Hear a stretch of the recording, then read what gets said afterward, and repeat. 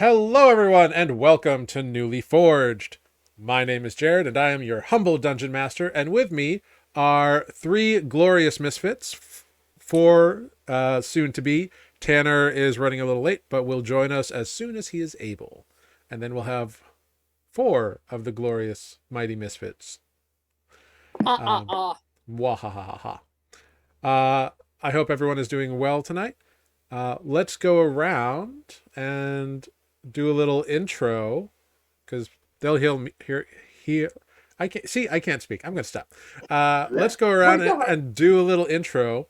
Everybody introduce yourself, your character. And this week, I would like to know, actually, I would like somebody to roll me a D100. That will pick today's question. I've got it in chat. Thank you for the Pikachus. Good to see you. Is Ives got it going to roll the 100? No? All right, I will. 31. 31. Cool. So I would like everyone to tell me who you are, who your character is, their level, their class, all that jazz. And I would like you all to answer, what stereotypical group role does your character play in the party? Like the mom, the comic relief. Right. You know. Uh-huh. That kind of deal. So dwell upon this for the mere moments I will give you as I vamp. And we'll start over here with Mike. Oh, good. That's me. So my name is Mike. I play Defect, Warforged Barbarian. He's a muscle of the group. But there was also recently something I read online about a type of character that we see in movies and TV shows. It's like that lovable doofus who's like, strong, but like not all that smart. Kind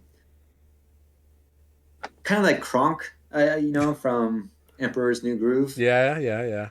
The himbo, if you will. Yeah, that's it. Thank you. I read the Sam article too. I don't know where it's from, but I read it. It's not 100% like spot on, but I'm kind of wavering on that. I dig it. So the muscle, that. All right, Defect the himbo. Got it. We will hop right on down to Amber, who's been absent for the last couple of sessions, so this is going to be fun. Yay, Amber's back. Nothing like trying to play catch up. Hello, I am Amber. I play Greg, the Goblin Artificer. Greg is definitely the wild card. Yeah. Spot on. Yep. Yep. I dig that. Mm-hmm. Very Sometimes cool. I'm great. Sometimes I'm trouble. Accurate. Always a fun time. And popping on up over to Sarah. Hey, that's me. My name is Sarah, and I play Olive, the half-orc moon druid, right? That's what I do. And just once I want you to say the other reindeer, because I think that'd be funny. Well, we missed that opportunity because we didn't play Christmas week. Well, seize the day. Given that recently she was carrying pretty much everyone's weapon around, I'm pretty sure she's the mom. Since she picked up everyone's toys off the bottom of the lake, and that's right, you did. Fair. At least until Spook comes back to be the dad. Yeah. I've got it as welcoming back Amber with a full heart. Isn't that nice? Aww. Love you too. Oh, yay. And indeed, Matt is still on his adventures in marriage. He will be back in a few weeks, though, which will be fun and exciting. This is like the longest damn wedding ever. Jesus. Well, he had to go down and get all the paperwork done. Apparently, getting married in Colombia is a process. And during COVID, that process elongates. So, fair. But I have it on good authority. He is returning to the States shortly, as in like in 6 hours. Oh. Oh, wow. Okay. He's got a 1 a.m. Late flight. then. He's got a Yeah. 1 a.m. And we're flight. not going to the airport to meet him? Come on. I Oh, mean, dude. I You'll don't be have that fine. technology. Okay. I do, but I also have an 8 a.m. call, so. Well, as do I. So, unfortunately, fortunately, he is coming back. Unfortunately, it's not this week. He and his brand new bride will be enjoying some New York time. So, congratulations again, Matt. We miss you, and we love you. And Tanner will be along shortly. So, in the meantime, let's dive in to where we left off last time on Nuuli Forged. I didn't introduce myself, but whatever. Yeah. I think you did it at the beginning. I think I do it twice usually because I'm weird about it. Anyway, last time on Nuuli Forged, it was such a good segue and I ruined it. Damn it. Last time on Nuuli Forged, our party spent a few days organizing the recovery of a massive golden statue that they found after their defeat of Pon Ka Ran. All said and done, they ended up with the sum of 137,925 gold pieces. Or that equivalent. The bulk of that gold they decided to have shipped to Kalen in Fay Harbor, and their business concluded in the town, really, of Dragma. They chose to head northeast to scale the Threatspire Mountains in an attempt to reach the Embering Elms. Upon their journey, they found a location to spread their departed ally Caroly's ashes. And also, they happened to notice a small trail of smoke, or many trails of smoke. Someone's typing. Sorry. That's me being clickety. Sorry. Stop it! You're fired. Minus 5 XP. We're not using XP, but whatever. 10 points from Slytherin. 10 points from Olive. I will never take points from Slytherin. I am a Slytherin. Anyway, they found a location to spread their dearly departed friend Caroly's ashes, and also noticed a Tanner is about to join us. We are just rife with distractions for you. I'm Oh, sorry. it is. Ripe with We are distractions. terrible. Indeed. Yeah. Indeed. You're are coming totally in. all You're over coming the in place. hot. All right. I don't know if I should continue, start over, or ask Tanner the question. I don't even know. Just ask me the question. What stereotypical role does your character play in the party, i.e. the mom, the comic relief, etc.? I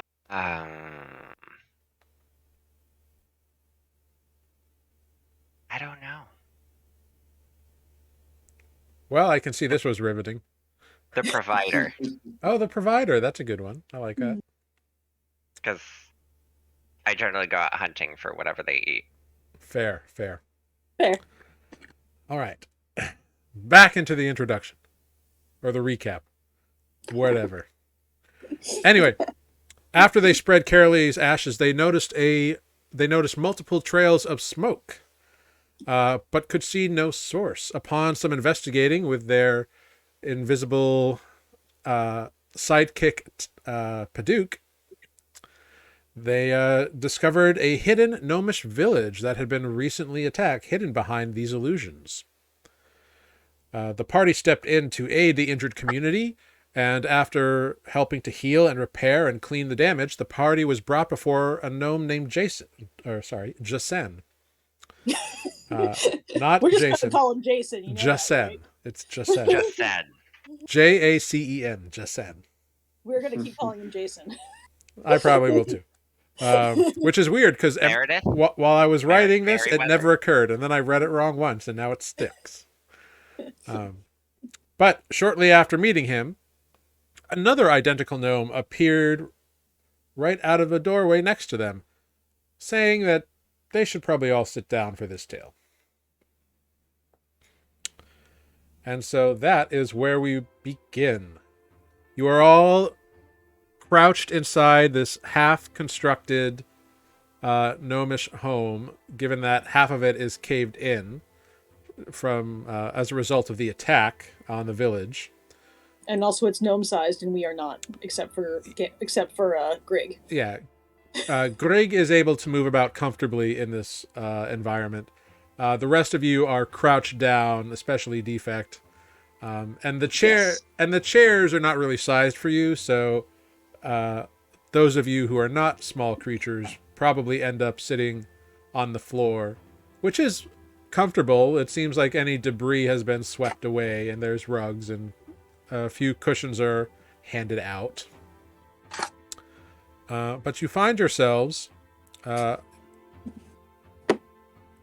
doing minor pleasantries with Havelope Popplebonk, the gnomish female who showed you here, and Jasen Mossstone, the elderly gnome with the long white beard and thin spiky wisps of hair, lined face, kind of oaky skin, bright blue sparkling eyes,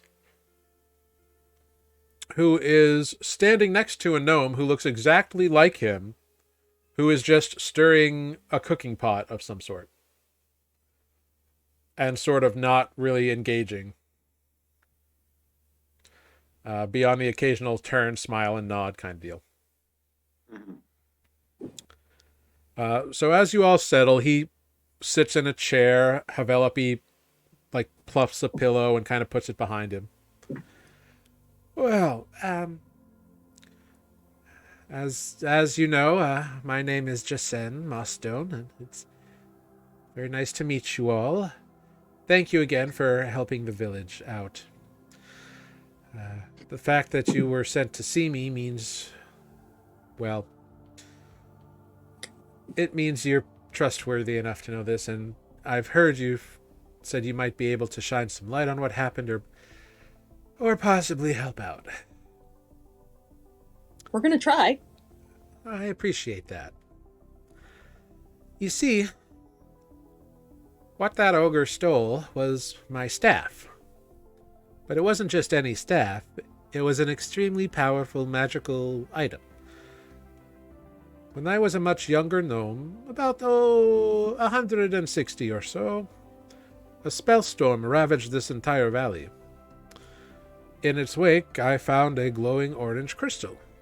I was still a minor wizard at the time, but I was well versed in magical paraphernalia, and it was unlike anything I had seen before. So I kept it and studied it, and over time learned about what it was. It was a fragment of one of the ancient shards of the Arcanum Progeneris, specifically the Mind Shard. Well, I thought it fate, for who could use such a thing better than an illusionist such as myself? So I set about crafting the fragment into something useful, which took some time, as I am not an enchanter by trade, but I think I did all right with it. I spent years searching up the proper ingredients: a Goshenite orb in which to embed the fragment, a branch from an ancient bohadi tree, beholder eye mucus in which to cure the wound, and various other such things. It wasn't all pretty. Sometimes you need weird things to craft magical items. It's just the way of it. You'll learn when you grow up a little bit. Tanner wants to know how he got this eye mucus. That's no small feat. No. I bet there's someone out there who collects it. You never know. Yeah, collector for everything. And it did take quite a while, but ultimately I crafted myself quite a staff. It enhanced. Sounds like it. Yes, it enhanced my magical abilities pretty nicely, but that really wasn't its true power. Most people think the fragments are just pieces of power to be directed, that they are just energy, but what they really do is they bond. They bond to their wielder, given enough time, a few hundred years or so. And I actually postulate that given long enough, they might seek out other fragments of the same shard. But that is a process that, if it is what happens, could take thousands of years, I would imagine. They're not sentient. They're not. There's not an intelligence to them. It's not a signal. It's just a part of their primordial nature. Anyways, my bond with the staff allowed me to look deeper into my own mind, to expand it, and to understand things on an intrinsically deeper level. And I also realized it happened to be lengthening my lifespan. You see, most gnomes only live into their 3rd century or so. And I am over 600 years old. Whoa. As I aged, my body did slowly start failing, at least on the inside, but my mind has remained fairly sharp. Due mostly, I believe, to the fragments bond with me. And now it's gone. I worried about the town, and yes, it is gone. And I didn't think I had much time left when I started noticing these things, you see. So, I have been using this simulacrum that I created to interact with the town for about the last 100 years or so. Mainly so I can focus on keeping my body safe. No one in the village ever really noticed because why would they? I've always been this old, so Right. didn't change anything for them. Anybody who would notice has already aged off. That is true. But, and I instructed it not to use its more powerful magics or get itself into danger unless it was a dire emergency so that it wouldn't get damaged. But after this attack, it doesn't really have too much left in it, and I don't have the energy or the components to repair it after this battle. So, once I'm gone, it might linger for a while, I'm not really sure. But it probably won't last much beyond a year. I'm pretty sure that I'm dying now anyway. Ever since the staff was taken, I feel slower. Physically, mentally, and I can feel my life force ebbing away. I mean, I think time's catching up with me. you should probably tell your people and inform them at least to some length as to the situation. Well, I am At least not... with the time left. You make a fair point, but I am not the leader of the town. I'm just a resident here. And How No, but I'm long sure ago- they look up to you. How long ago were these attacks? I thought they were like this week. Has it been longer than that? oh no, it was yesterday. Okay. Or was it early this morning? It was dark. Well, the tracks. How old did the tracks seem? Because I was able to find some. They were fresh. They were like within 24 hours. Okay. So he feels like he's been going down over the past, 10 hours, not over the last like month and a half. Yeah, like it seems like it's been happening quickly. Well, from the description of the one who kind of led the attack, I believe we might know them. You know this ogre? Well, Was you it- might know who the ogre's working for. That at least, yes.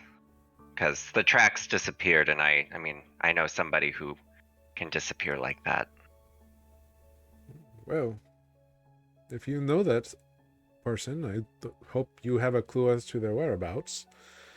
But I am Well- not worried about the town. You see, my great-granddaughter here, Havelope, she is a very studious, intelligent woman. She's got good training. She'll be a great illusionist. I mean, that's very good. But Can Olive do a medicine check and see if any of this guy's ailments are more immediately related to the attack? Like, if there's anything that she can, like, heal or cure wounds or something? Sure, make a medicine check. 20. Oh, Nice. Yeah, looking. I can't cure old age, but if, like, you know, Yeah. just hit over the head or something. you can't cure old age? How dare you? Yeah. Looking at Jasem, he is physically unharmed. However, the simulacrum he pointed out has been damaged. Like, it looks like it's got like bruises and stuff on it. But he doesn't seem like too worried about it, other than saying like he doesn't have the materials to repair it. Right, but he's concerned about repairing it. He's not like it's going to prolong its life. Right. Seems to be his view on it. Okay, I figured it was worth checking to see if I could. Yeah, no. Per his story. Today. Yeah, no. If I Per could give him his a couple more days, that seemed like it would be useful. no, yeah. Per his story, you get the sense that like he doesn't leave the house anymore. Like that's why he made the simulacrum, so he doesn't have to. Right. A healing word might ease his arthritis a little bit, but that's probably the extent. Yeah, my thought was just maybe if he was injured, I could give him another day or two. But I guess not. Yep. I can't cure him from being 600 years old. Nope. He is like, per his own words, twice as old as most gnomes live. Well, the attack was, within the past 24 hours. The guy headed up into the mountains, the one supposedly carrying the staff. We should probably rest up, because we have a long trek tomorrow. However, Olive's ability to fly will greatly help with the travel. Maybe we can catch up with this person. I'm not entirely sure. But it would be worth a shot, because I don't think they'd be getting too far. But that's only a guess. Well, anything you can do would be greatly appreciated, and you are welcome to rest here. Oh, I suppose they got you one of the common houses to rest up in, didn't they? I have no idea. We have a tent.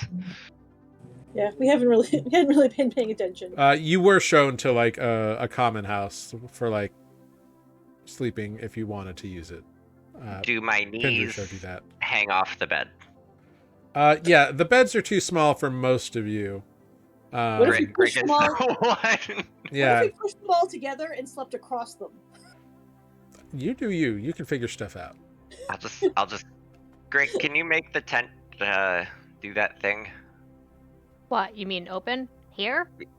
Not in his house, but outside here. Outside, because I can't fit on these beds. I'm 6 feet tall. Yeah, let's go. I'll do that. Greg is the only one with a bed tonight. Oh, that dog is always barking. My neighbor's got a new dog. You'll have to forgive me. It's a miracle it wasn't hurt in the attack. I was going to say, I'm so glad it wasn't injured in the attack. Well, they didn't seem to be. We thought it was I am told we thought it was a raid. You see, but no, it seems that the raid was really a distraction and a wanton destruction, so that the ogre could come in while the giants were breaking up paddocks and barns, and the ogre could come in and steal. It was weird because he seemed to know exactly where the staff was and what it was he wanted. And yeah. I have always had this staff here at home. I've never really traveled with it. If we know a sorcerer who had a stone as well, I don't know how many people knew he had it, but we ran into him being raided as well. And they took the stones, so whoever's taking these stones has some way to track them. That or some amazing information network. Huh. This is very interesting. I wonder. We've heard of something. I don't know if you have heard of them, but a group called the Ibn Ah, yes. originally, and then there's something happening. We're not entirely certain yet, but there are those seeking out the shards as well. Well, And it's the same description everywhere we've been. well, the Ibn were, and you can see he's kind of struggling a little bit. They were a group of mages that Yes. caused the breaking a long time ago. Yes, but they were all wiped out in the resultant explosion. But that doesn't stop those from trying to follow in their footsteps. Yeah. There's always That there is a may good be point. someone trying to be a copycat. We don't know. That is a good point. But all we know is these people are dangerous that are trying to. We ourselves have been collecting them as we go, but not from destruction and taking them from people like you. What do you we call found- what we are doing? We found what I mean. The vampire attacked us first, Uh-huh. A vampire? and it was created with the blood shard, and then the lake monster attacked us as well.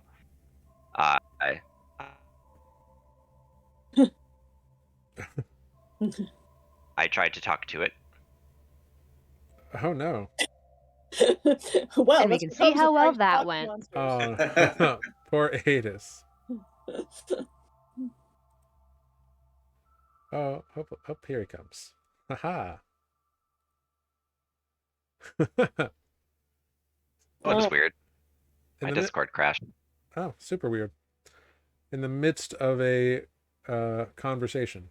So sad. Yeah, in the midst of you saying, I tried to talk to it. Yeah. Boop! Yeah, I tried to speak with it, but it just got too caught up in fighting. Well, I'm. Well, But if like we ran into you and you had the staff, we wouldn't take it from you. But it's more of these people trying to. The ones that are, more unprotected, I guess. We're gonna murder people We're to take them, but hidden. we're gonna take them to keep people safe from the douchebags who are trying to murder people. Because, we're not really just random murderers, but also we want them, and it's probably a good idea for us to have them and not the murderers. well, you definitely were very helpful today. So I have no choice. I guess I believe you. Perhaps not. Oh You- yeah, I mean, seriously, if- we're not like total dicks. It's fine. No, you seem very nice. If there's the possibility of us finding your staff, we would bring it back. Yeah, we're. Oh. It might take us a hot minute to get back here, depending on how far they've traveled. But Oh, I'm sure it would be too late. Unless it comes back within the next 3 days, I'm sure it'll be too late. uh, Time we catches have- up very quickly. I But I appreciate. sorry. Oh, don't be sorry. I've lived a very long life. I mean, if anything, it might give your daughter. Is it Granddaughter. Well, great granddaughter, but yes. Great granddaughter. The abilities that you had. Oh, she would be It could very. be more of a fair. She would be a very capable wielder. Right. So, I mean, if we find it, it was stolen from you. So, I mean, I would feel inclined to return it. Well, that would Yeah, be we're mostly greatly trying to get- appreciated. We're mostly trying to gather up the ones that are in the wild, as opposed to in the hands of a capable user. The first one kind of found us. We didn't know what it was. Oh, The yes. second one, we were deep in a lake, and it tried to eat Olive over here. Oh, well. Accurate. I was masquerading as lunch. Yeah. Well, if I mean, quite frankly, if you were masquerading as a tasty sandwich, I would be inclined to attempt to eat a tasty sandwich myself. So Yeah. It was a complicated situation on the acquiring of that one, but I am not inclined to impugn your honor or abilities. So.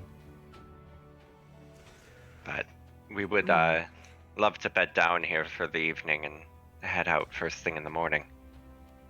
When we have a chance of seeing where we're going. Of course, you are absolutely welcome here. Make yourselves at home for as long as you wish. I think I'm going to go lie down. This was interesting but taxing. Of course. Yeah, we get that a lot. He gets up. Havelope and the simulacrum come over and kind of help him up and help him back into the other room. The simulacrum... as he leaves, I'm going to throw a healing word his way. Just cool. Help his arthritis. Yeah, help, what little help it can do. Yeah, so you cast on him. It doesn't seem to have any real effect because he's not, like, hurt. But, like, it's appreciated. Yeah. Even if it just makes him be, less in pain for a little while. Yeah. He takes 8 healing damage from healing word. Yeah. Which is, the most I can deal at that level. So obviously I'm giving it, that's obviously what I would roll for. Right. So they lead him out and come back a few moments later. The simulacrum just kind of like looks at you all awkwardly and kind of goes back to the cooking pot and adds a few more things to it. And you realize he's been like at the cooking pot for like a long time. Like that was a long story. Mm. Is it soup yet? Well, I think so. I don't really eat, but I try to get it right. I've had a few years practice. Fair.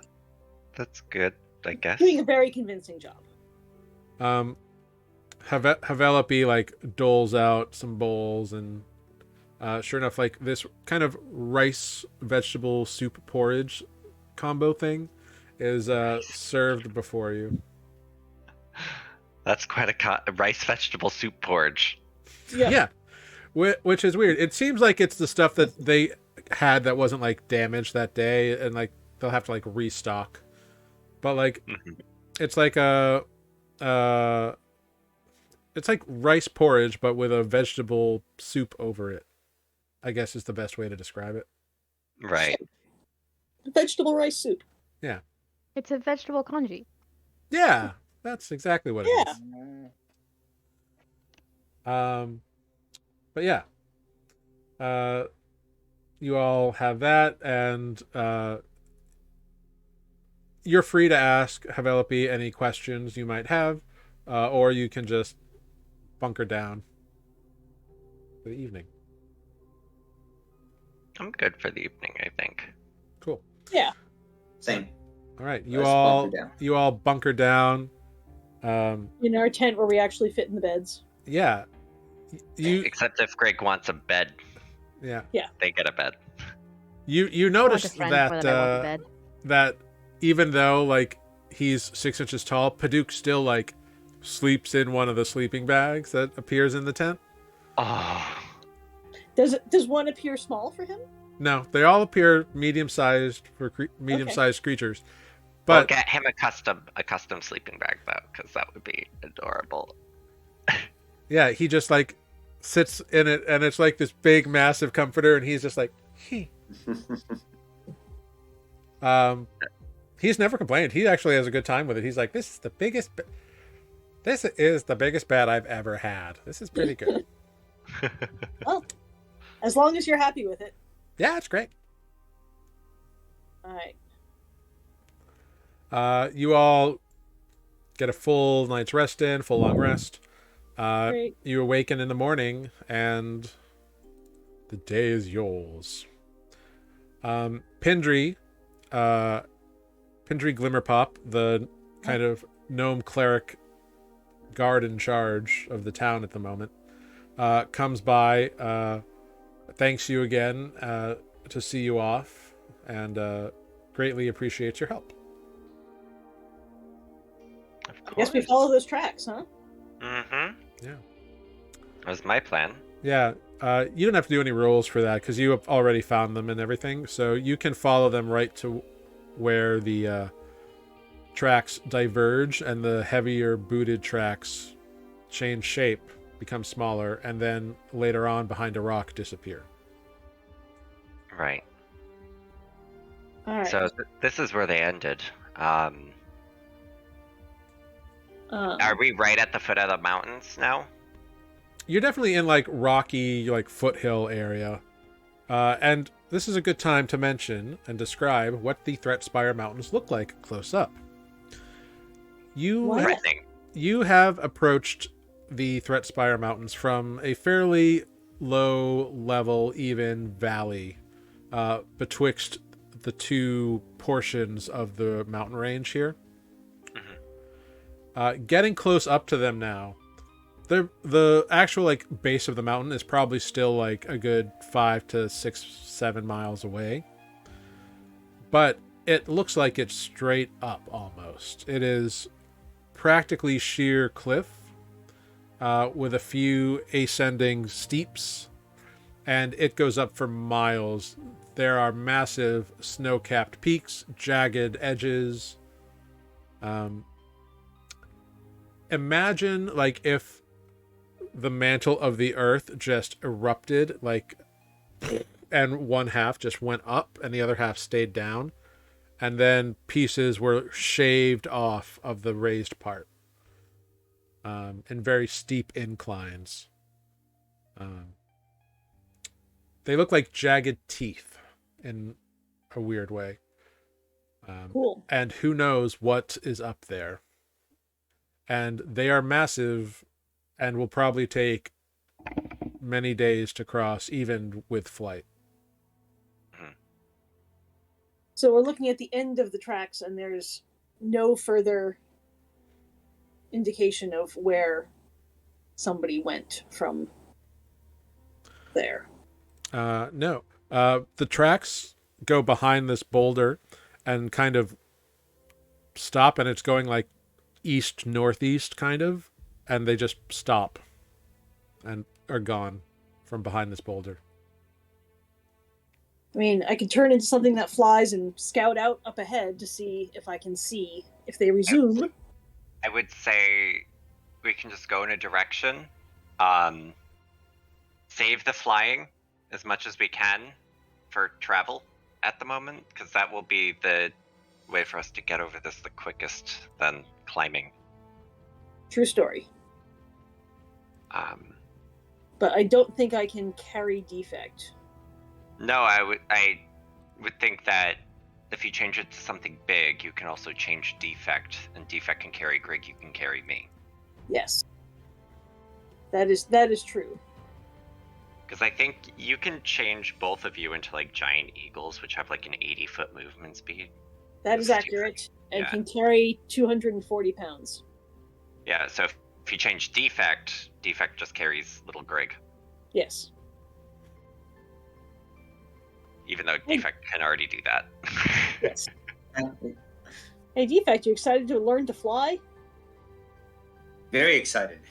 I would say we should go to the base of the mountain before we do that. We'll save a little bit. Yeah.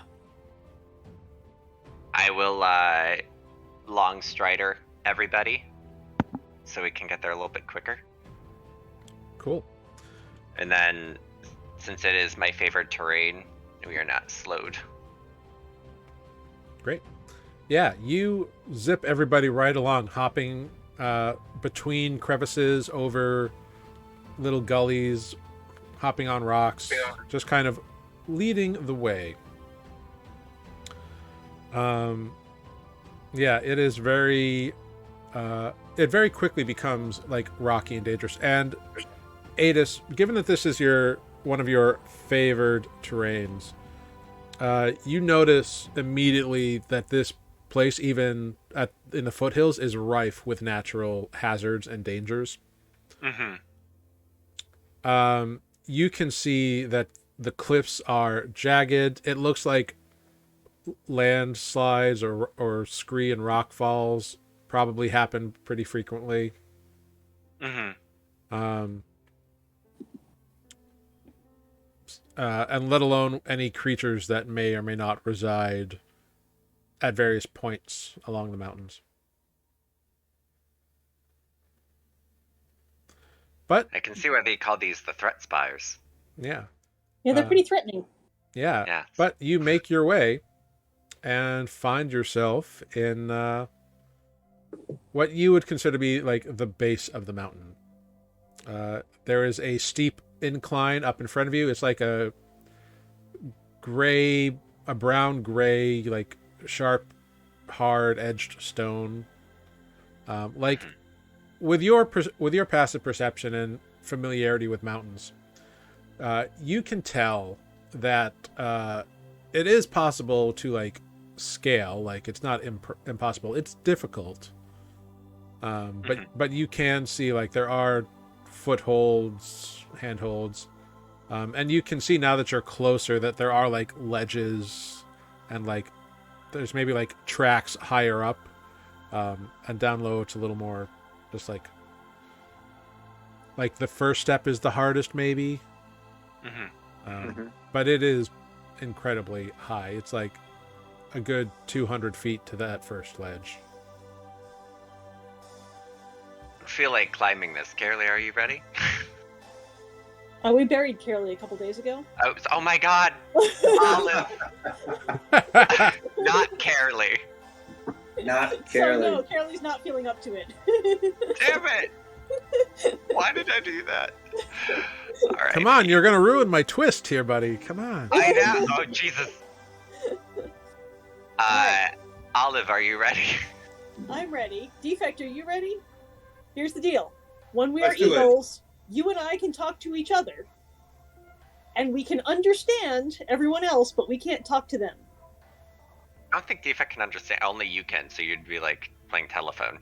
No, giant eagles understand common.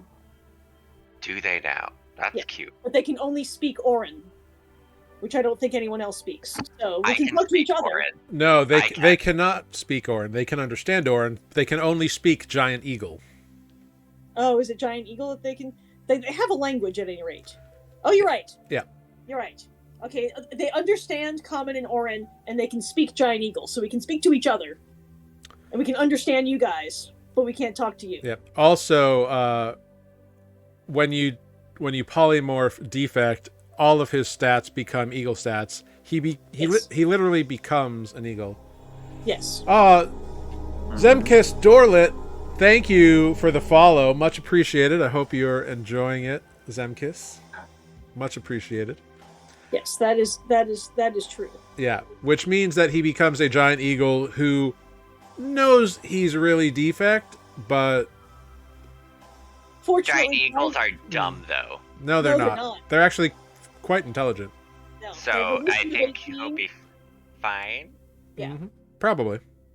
If anything, Greg will just yell at Defect if something starts going wrong. Yeah. Right. Defect is excited. This will be the closest that he can turn into like a duck, you know? Mm-hmm. That was not very. I'm sorry. That was just spam. That was Wow. terrible. I'm sorry, everybody. Wow. Rude. What the heck are you doing here? I was trying to tell Defect about being a giant eagle, and I was failing. Yeah. Okay, cool. You can look up a giant eagle on D&D Beyond. You can look it up on Okay. D&D Beyond. It's fine. All right. All right. I'm casting polymorph upon Defect, turning him Alright. into a giant eagle. So this is interesting because Defect, you actually are familiar with giant eagles. That's right, I am. Oh yeah. Yeah, you've met one. Incident, And then Right. I'm going to wild shape into a giant eagle. So now we have two giant eagles. Mm-hmm. Caw-caw! You pick up your respective charge and begin Pick up our peoples, flight. and we start flying. Cool. Yeah. Follow me, Defect. I can't decide if this is fun or horrifying. So are the riders being gripped, or are they riding on the back of the eagles? Is my Oh question. no, we're holding them in our claws because otherwise they'll be in the way of our wings. Okay, cool. I just want to know. For Well, set no them down other gently. reason. Cool. I'm So wrapped up in my red blanket, holding on for dear life inside the claw. Grieving. It's gonna get cold, so I just imagine Grig is like a burrito. Yeah, totally burritoed, screaming. Ah! Yeah. So you begin flying up these mountains, and the first few hundred feet go by pretty easily. As you begin to ascend to a level where there are much more, where there are much more at like high winds that are churned and channeled through the various peaks and valleys of these mountains. It does become a little bit harder to navigate. So why don't you, as giant eagles, both just give me dexterity checks? Dexterity, huh? I imagine flying's a dexterous thing. Sure. I have advantage I'm on sorry, this athletics is- though. As a giant eagle. As a giant eagle. As a I'm giant rolling eagle, it's +3. +3. Yep. Cool. So yeah, defect. It's a little weird, Yeah. but you are able to with a 10, no problem getting up there, and you don't crash and burn or anything. But you come to a point where you have passed the first cliff, and now you're kind of flying over some terrain for a while. How high up above the terrain do you feel like you're flying? High enough that we're not hitting our passengers against any of the trees or Sure. These rocks. Yeah. Cool. Yeah. but I would say like maybe 10 feet above the highest trees, like not super high. 10 feet. Wow, you're bold. Okay, Defect maybe is lower the- than that. I Skimming the treetops. was gonna say like 20 feet above the trees, you know. Oh, you're thinking higher. Okay, sure. But yeah, All right. We don't know if any of them are awakened trees that might go to slap Grig. fair. On principle. So you flying up there. We have passive perceptions of 18 though, so we think we'd Yeah. see that. Yeah. Well, with that passive perception of 18 and Adis as well, although your eyes are a little more like, wind in my eyes. I imagine like I'm squinting, trying to see. Yeah. Yeah. The eagles, however, are designed for this kind of thing. You also have advantage on perception checks. Yeah. FYI. You see, Okay. just as you're flying, you see like rock falls happen here and there. You see like some giant goats at one point, like Ooh. kind of pounding around up the side of one of the verticals, kind of like they shouldn't be able to. Like they are massively sized goats. Like too big for us to stop and pick one off?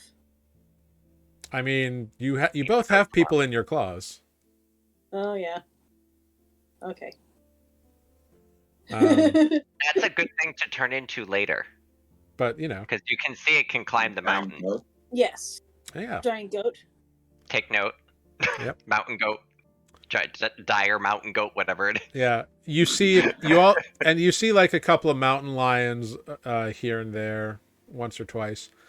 You know, Ooh. it seems very like, you know, National Geographic. very much so.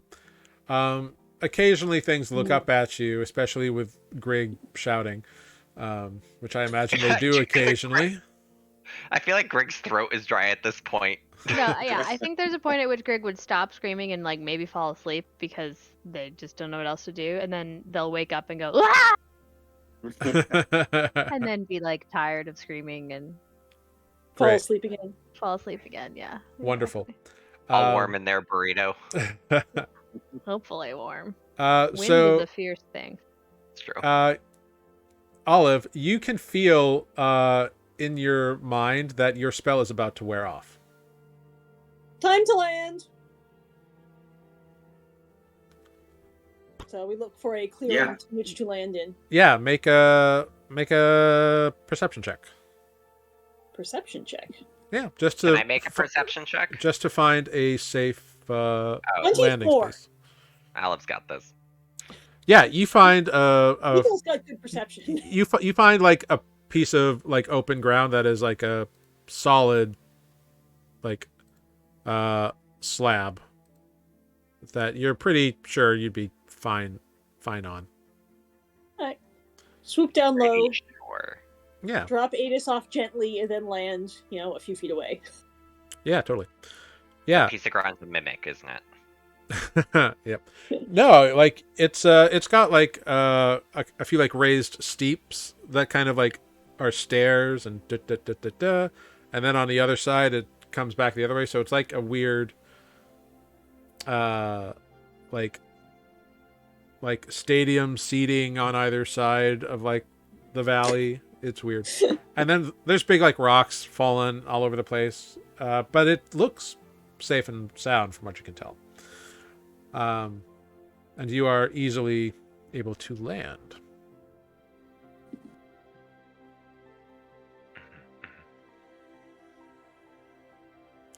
How far does it look like we've gotten? You've got in an hour. You've probably gotten. You've definitely gotten like high up into the first section of the mountains, and then you have gotten many miles. You've probably gotten a good 10 miles in the first hour. Okay. Uh, That's not bad. before Well, before defects actually, changes.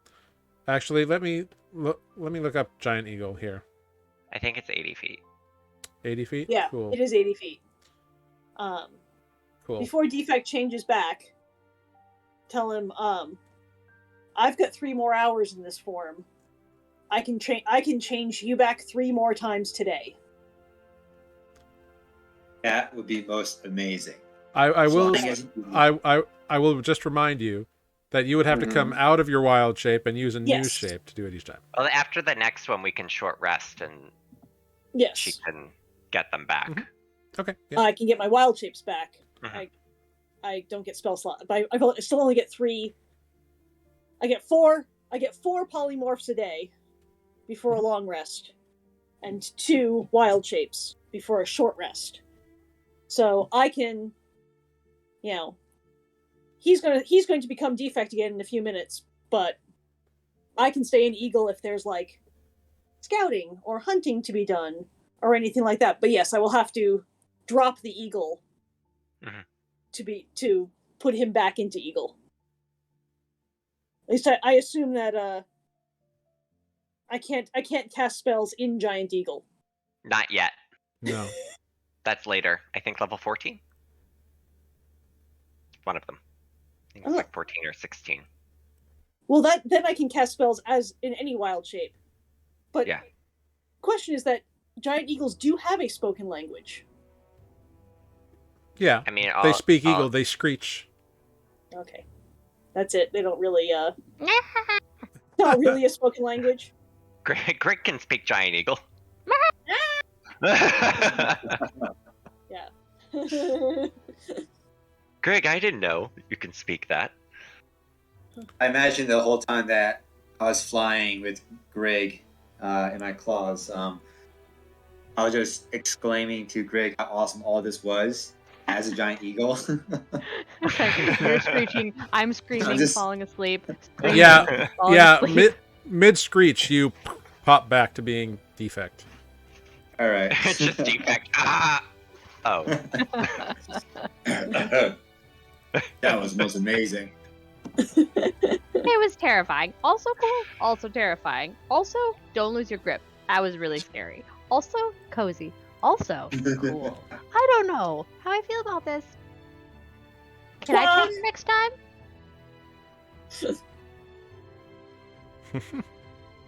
No, but seriously, can I change next time? Can you carry You defect? have to try it. I She's mean, a if I was giant an eagle, giant couldn't eagles I? are giant eagles. Okay. I don't know. Actually, Defect, how heavy are you?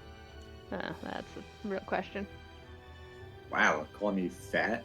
Yes. I'm calling you made of metal. I currently weigh. Hold on, where do I find my Description, I think? 310 pounds. So no. Carrying Dang capacity is 240. So Defect has to be the eagle. That's too bad. All right. Next time. Good times though. You can always ask to be turned into one for fun though. That's true. Yes. That's very true. Cool. We'll have to next time. So you can cast the spell again Okay. and fly off, and you fly through some mountains. Alright. You- Cast the spell again, wild shape again. Yeah. And Uh, off we go. Greg screaming. Yeah, now that you're kind of like staying at like a consistent altitude, traveling through this layer of mountains, this area, you're able to do the next hour pretty solidly. I'm gonna do a couple barrel rolls. Yeah, cool. I was about Just to for say fun. that the screaming is like slightly more joyful now, like wee until you do that, and then it's back to terror. And then Greg's like, who? If they throw up doing that, you'll Greg may or may probably not level pass three. out. I don't know. Should I do a constitution check? How many G's are we pulling? Jeez. I want Defect to do a dexterity check as a giant eagle, and Ooh, then Greg alright. will be giving me a Constitution saving throw. How about, would that be athletics? No. No. I guess it Is would be she- athletics. You're trying. Right. I'm sorry. Dexterity check. Yep. All right. The +3 to a d20. Yeah. Nice. 17. Very good. Where? It's so- just not in chat. Weird. So, Are you whispering all of those rolls? yes, he is whispering them to the GM. Yeah, because I pulled up the giant eagle stats from D&D Beyond, and when I click on the icon, it just goes Huh. straight to Jared as a whisper. Got it. Yeah. You can change that setting, I think. I was gonna say you must be able to because my giant eagle ones are going straight to the chat. Yeah, just click the D&D Beyond or the Beyond 20 icon, and you can check the preferences. But yeah, with a 23 con save, you are perfectly able to hold down Hold your on. cookies Good. without issue. I'm just terrified. Totally. It's completely valid. Yeah. Reasonable. Great. I'm still going to warn Defect in Giant Eagle that that will get messy if he keeps doing that. Yeah. And Greg screeches. "Ah! Ah!" Defect screeches back as well. Yeah, just imitating some sounds. It's fine. I Yeah. speak giant eagle now. We're good. So, but between the various like wind elements and like just the difficulty of flying, you probably in the next hour fly about a good 20-ish miles into the mountains. Sweet. Yeah. Short rest time. That is further than we would walk. So. Yep. Yep. Oh, sheezy.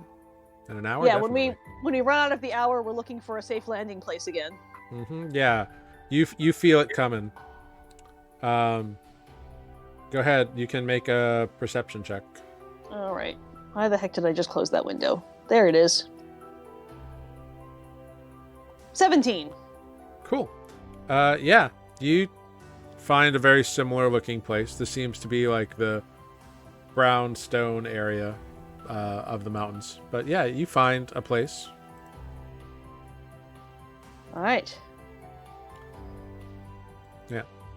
One Land. one thing you notice about it though, like it does appear like there are like creatures have been here recently. Like you see like tracks, like paw prints. Well, when I cease being an eagle, I'll say, well, someone else can keep watch because I need to rest. I can keep watch. Y'all that aren't flying, It's like the one thing I can do. Keep watch.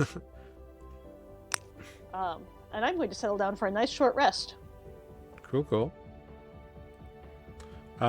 Yeah, so you do that. The rest of you can kind of do whatever. Adis, if you want to do perception checks, you can definitely do that. Yes. Paduke the whole time has been like hanging on to like one of the eagle feathers, just like having the ride of his life.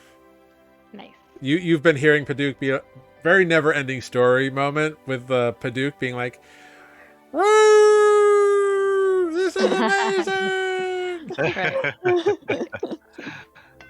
Oh, I have a death save that I left marked. Oh, No, I did you're definitively too. alive. So I was going to say, I'm pretty sure you're not dead. Yeah. 29. cool. Yeah, as Olive is kind of settling down, first of all, you notice the paw prints that Olive noticed. They were definitely like mountain lions. Mm-hmm. And you noticed that they're fairly fresh. And yeah. Defect, Greg. Just Yeah? keep an eye out for mountain lions while Olive takes a nap. Okay. Can I use my eagle eyes to scan farther out? Yeah, make a perception check amongst all these. There are a lot of like rocks and stuff around, but yeah, you can do that.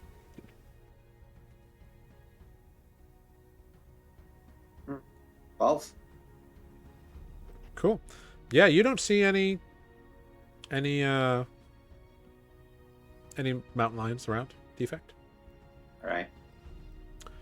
Adis, as Defect is kind of like checking out an area over on one place, Paduke is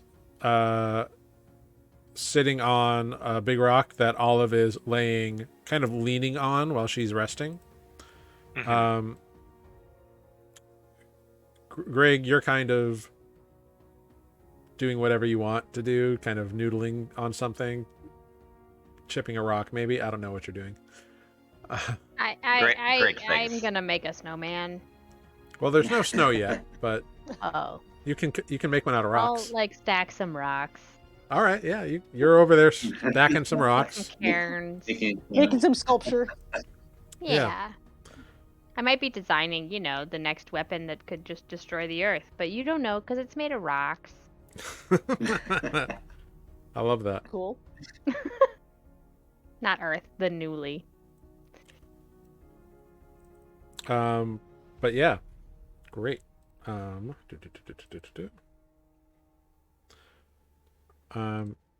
So you are all doing that action. Adis, you hear like silent but heavy foot pads coming like from around various rocks. Guys.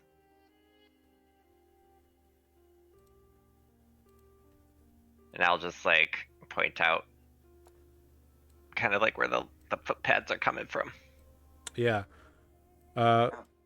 So kind of down this channel that you guys are all on various levels of, right in the middle, you see slowly coming into view a line of large leonine bodies. Like a whole pride of mountain lions, for lack of a better term. Cool. I could talk to them, but I'm resting. Yeah. You ain't gonna be resting in a second. They all and you can count them as they become visible, Adis. They're not like stealthy necessarily, they're just kind of meandering. There are 8 of them. Fun. 8 lions. Mountain lions. Mountain lions. They're the pretty ones with the black snoots. Oh, this is gonna be sad. But so they're just kind of moseying along. I'm gonna step behind Defect. Yeah, Take that a makes couple of sense. steps Yes. behind Defect. Cool. Well, I where mean, where listen, where where are you all gonna stand? Like, there's a couple levels you could be on. Olive and Paduk are up on like one of the higher levels, just kind of resting. And you guys have been kind of looking around in the chasm or canyon, for lack of a better term.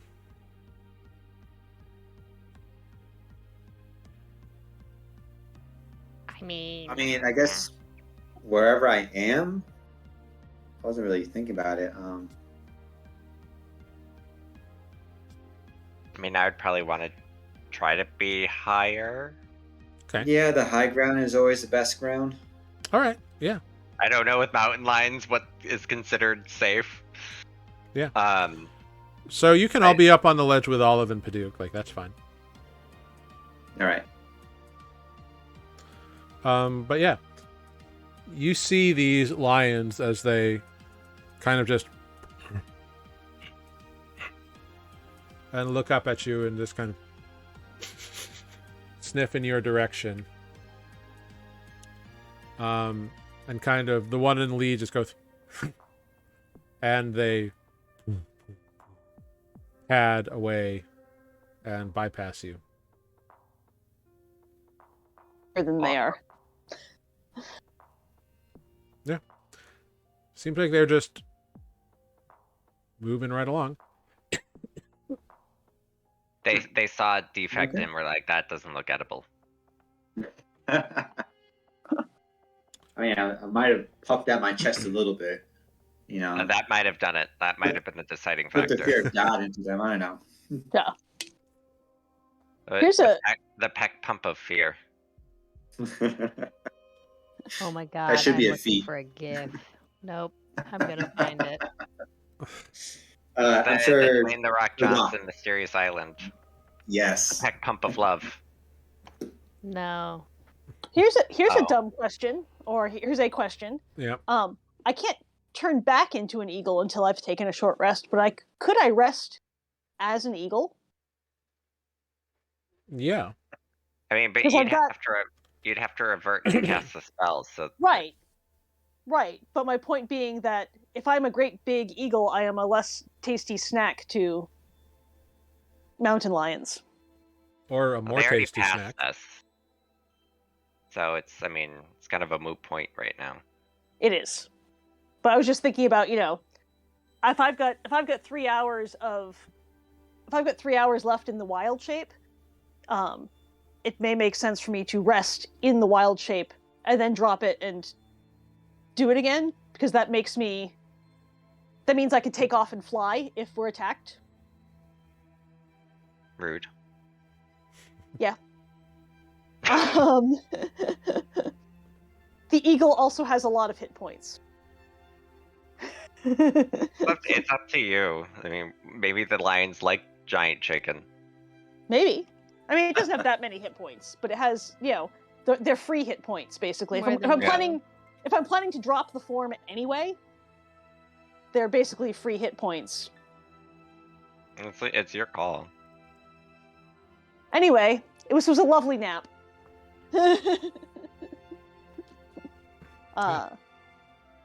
Has an hour passed? Yeah, that's the only thing that happens during that short Awesome. Great. short rest. Great. And then a chimera comes down from the sky. Yay! Burns Defect's your an- horses down. Defect's an eagle again. I'm an eagle again. Yep. We grab our people, we take off. Plop, plop, plop. And we're off. Yeah. Cool. We're off to see the Emberwood. The wonderful Emberwood at the edge of the mountains. No, that was too many words. I tried. It wasn't as good as the other one. You fly for an hour, no issues, and you feel your spell pinking down. Oop-a-doop-a-doo. 15. All right. Yeah, you think you find a decent spot. mean, I could also help with finding those spots. I'm good at perceptifying. You can make a If needed. perception check, Aedis, if you want. I just don't know how much is in my eye. Yeah, you can. I mean, if you're shield. skimming the treetops, I'll get branches in my eyes. 24. Coming up a little Double higher. 24s. Very cool.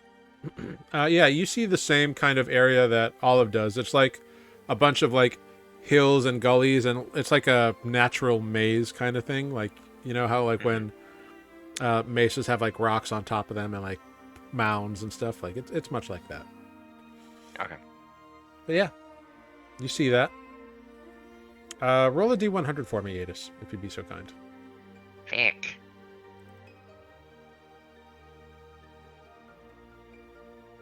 Seven to 3. Okay, cool. Yeah.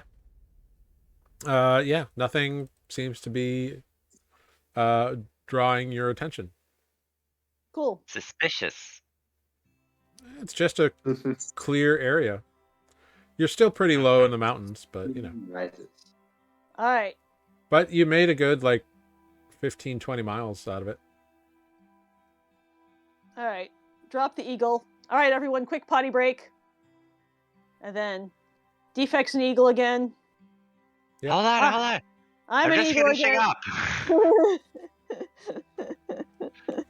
Come I on, you drank too don't much need water that. before the last flight.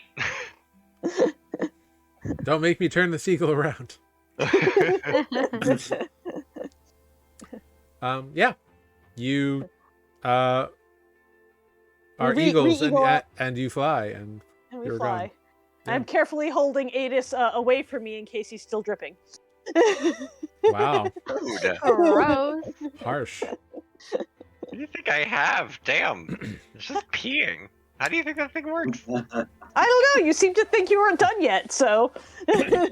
You rushed me. Wow. Been holding it for an hour.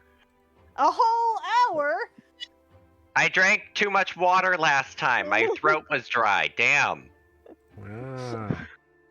Wow. Wow. Cool. So y'all are flying. Very cool, very cool.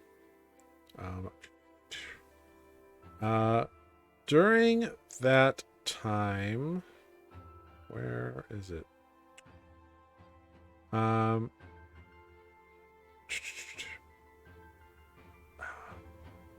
I'm sorry.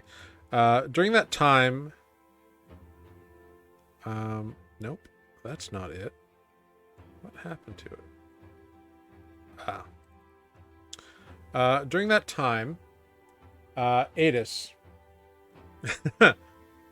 I've got it as like Aedis didn't want to make it rain while they were flying. Oh. Better than Yikes. chocolate rain. Oh, Oh. no. I have to go there. Yeah, I did. That's old school YouTube right there. Because I'm old, and I was in school at the time. Actually, I might not have been. Anyway, I just Aedis. don't know internet. as you all are flying during this hour, you hear something in your mind. Oh, no. Hello, Atis. This is Seda Malor. Kalen desires to speak with you. Can you open a portal now? If not, we can try again tomorrow. How long into the hour are we? A good, like, half hour or so. We can land in about half an hour. If not, first light tomorrow? Okay. Cool. I know that wasn't 25 words. I'm just trying to think if, like, that's it. Okay. Is he okay?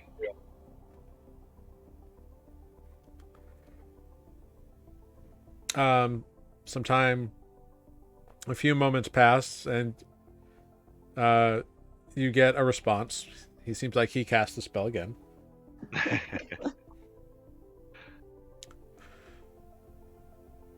There is no trouble that I'm aware of, but we can wait for your being on the ground. It's potentially a confusing thing for. Is that where he ended? Yeah. Okay. We're currently flying above the Threatspire Mountain range. Okay. There's no. Oh, sorry. You have more. Olive's spell for defect ends in 30 minutes. Great. You don't get a response after that. It seems he's just That's fine. accepted it. I wonder if he's just like, oh, that sounds dreadful. But yeah. The time comes, all of you feel your spell waning yet again. 17. No. Oh, 17. Okay. I was like, not 11. No. Eagle has advantage on perception Eagle checks. has advantage. Yeah. Okay. Yeah. You find it's much the similar landscape. Even it seems like it was just miles of this kind of hilly, rocky stuff. But yeah, you get there. It does look like you're getting closer to like another like increase in elevation of the mountains. First thing in the morning. Is there any way to like skirt the side? It's not so much about skirting the side. It's just huge, you know. I wasn't sure if it was like we're here, there's maybe like another flat area here if we like just go around, or if like we have to go up. I mean, you could passes through these mountains. You could like skirt around, like if you don't want to go like directly up and over, like you could like circle wide and around. But like it would be a wide circle, but you could do it. Yeah, because it was kind of like my question is like, are we flying this way? Because if we're already like kind of in the middle of an area, if we could just like and just go. Does that make sense? Like if we're riding the top currently where we are, if we could just like bump over to this side and just kind of like skirt around the edge. Yeah, we don't need to go over the highest peak. We can go. Yeah, that's kind of like what I'm trying to say. Yeah, we're looking for a pass essentially. Sure. Great. Good to know. And I'm trying to climb Mount Everest and plant a flag. Yeah. The problem is they are the Threatspire Mountains, so they are just spiry and tall. Even the passes are pretty tall. Yeah. But yeah, I was just like curious as to like if we're at on top of one right now, if we could just like cross the border.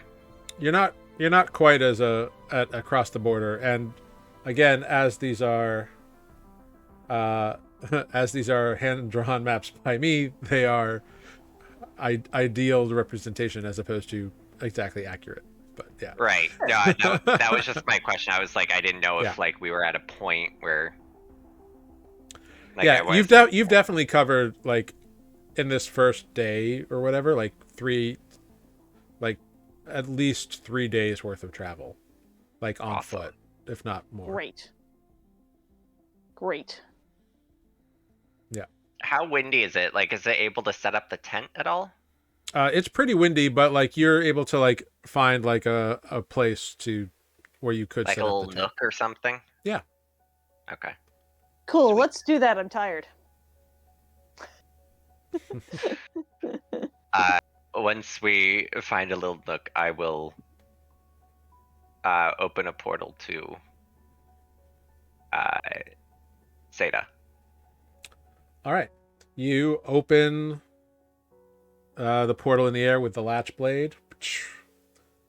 And you see Seta's office before you. You see Seta Malor with his hair tied back and his robes of his status and position. You're looking a bit windblown. Sitting at his desk, his head raises up, and in a chair on the other side of the desk, closer to you, you see Kalen, who's got he's got a cloak on at the moment, but he turns and looks at you and kind of nods to Seda, and he waves through the portal, and Kalen gets up and walks through.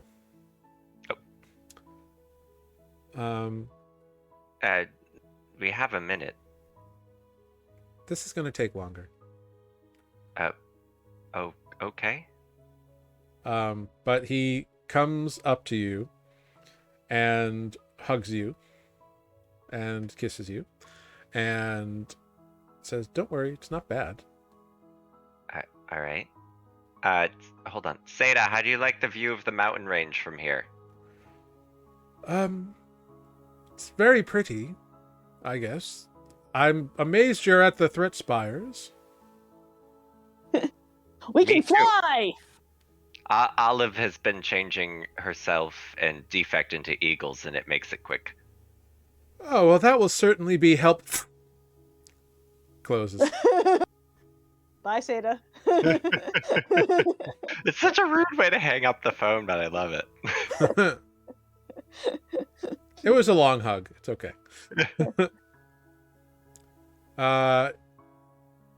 He kind of smiles at you. It's nice to see you all. I know Spoot's been off traveling, but he's seemed like he was okay last time I heard from him. I haven't heard from him, but I guess he's okay. Well, we he do let me have know a- that he had separated from the group, and he wouldn't be the one to check in with me probably for a while.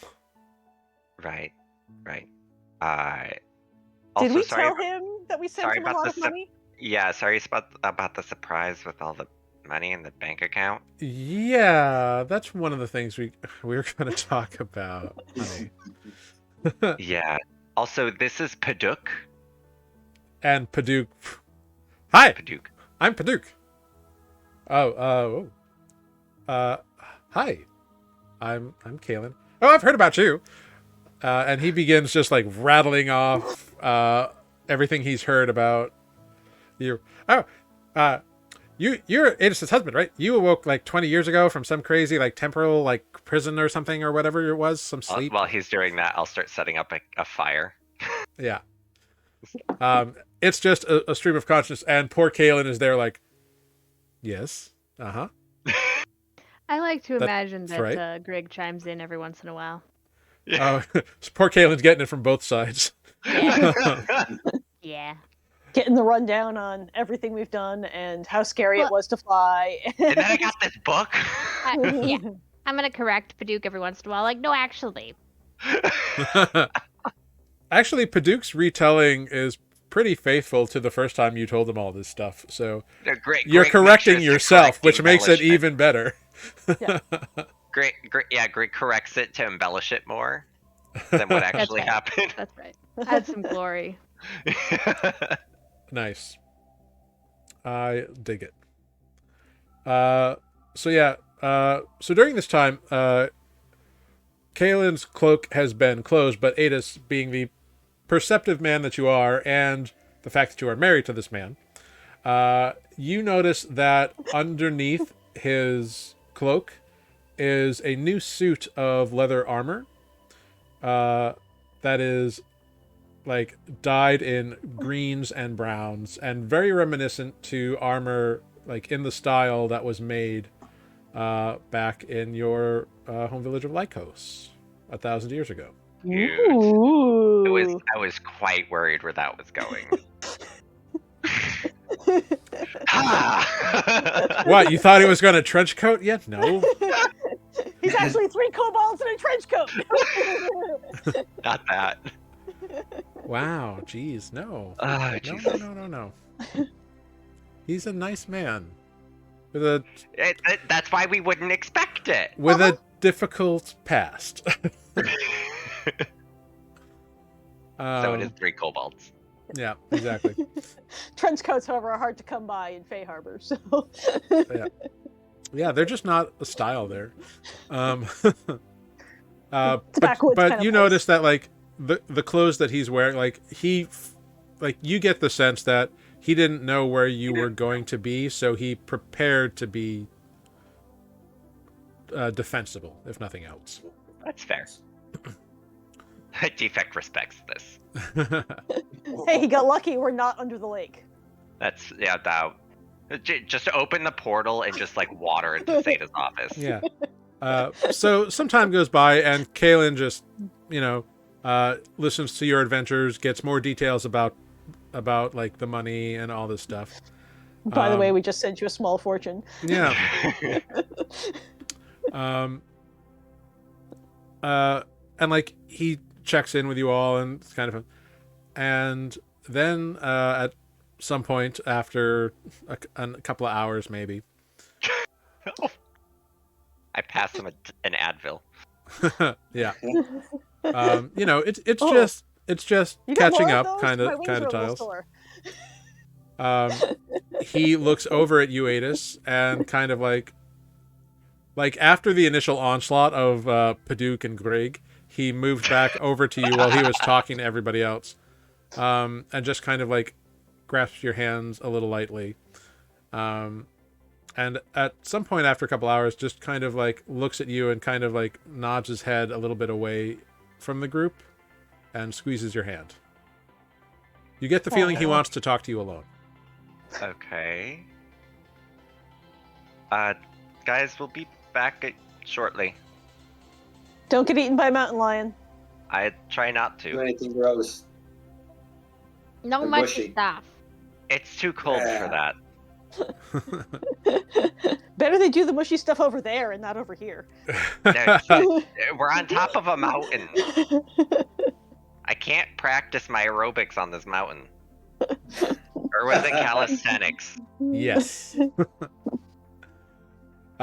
So you guys kind of go like a few feet, like 20 feet away behind a rock or whatever. And Under the bleachers? under the bleachers. Under the stadium seating. And when you are back there, Under the board. wow. Stop, I was listening to that today. All right. Great song. Classic. Yeah. He hugs you again. Only this time it's a much more like intimate, like we're alone kind of hug. Is everything okay? Everything's great. I have some good news. My community service in Fay Harbor is up. That's wonderful. Yeah. We cleaned out the Red Crows, and even though we never really found Great Claw's trail, my work has spoken for itself, and honestly, I think the fact that I got injured saving other guards from an explosion helped. That would make someone shift their views. Yeah. Well, I guess what this I originally thought this meant was that I don't have to stay in Fay Harbor anymore. But you just sent a lot of money.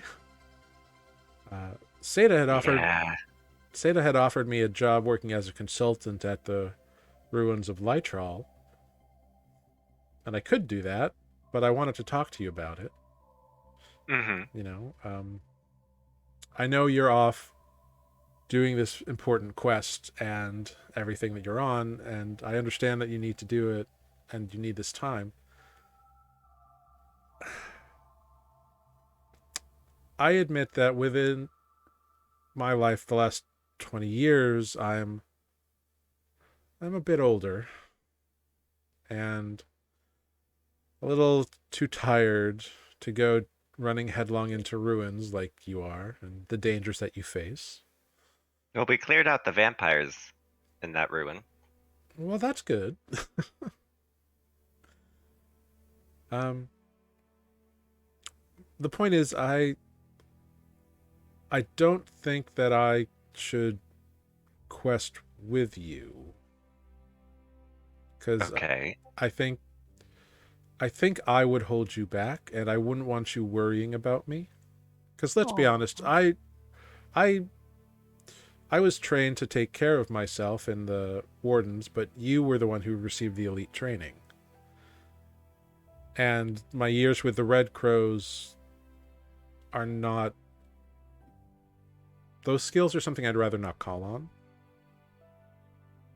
Mm-hmm.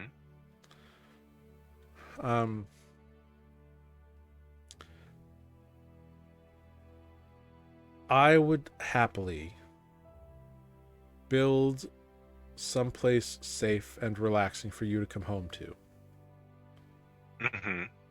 Nothing would bring me more joy than just finding a quiet place and settling down and being there for you when you're ready. Sweetheart, you and I have already lost so much time. And we found each other again after the end of our entire world. And against all the odds that I can't even begin to figure out. And not only all of that, but you accepted me as I am now. And he indicates his age and the scar on his face that he hides with his stubble. And you forgave me for everything that I did in my despondence, and you just made me feel like the person I wanted to be again, and that I feel I always was supposed to be. And I would spend my entire life forgetting the last 20 years if I could restart a life with you that we began 1,000 years ago. Oh. And maybe we bring Relgan with us. You know, he just found friends and community from home after so long on his own. Maybe we search for other Lycosians. I really don't care. But whatever I do next, I just want it to be for you and with you. My golden-eyed hero. And he leans in and kisses you very passionately and holds you close, and then kind of pulls back to give you a moment to think about it. And we're going to take a break. So we will be right back to see what Adis does with all this glorious information. Adis is gonna go have a cigarette. That sounds about right. Yeah, I bet so. I bet so. But we will be right back, ladies and gentlemen. Thank you, Zemkis Dorlit, for following us. Thank you, I've Got It, for banning that spam bot. Good job. We will be back in 5 minutes, everybody. See you then. Ciao.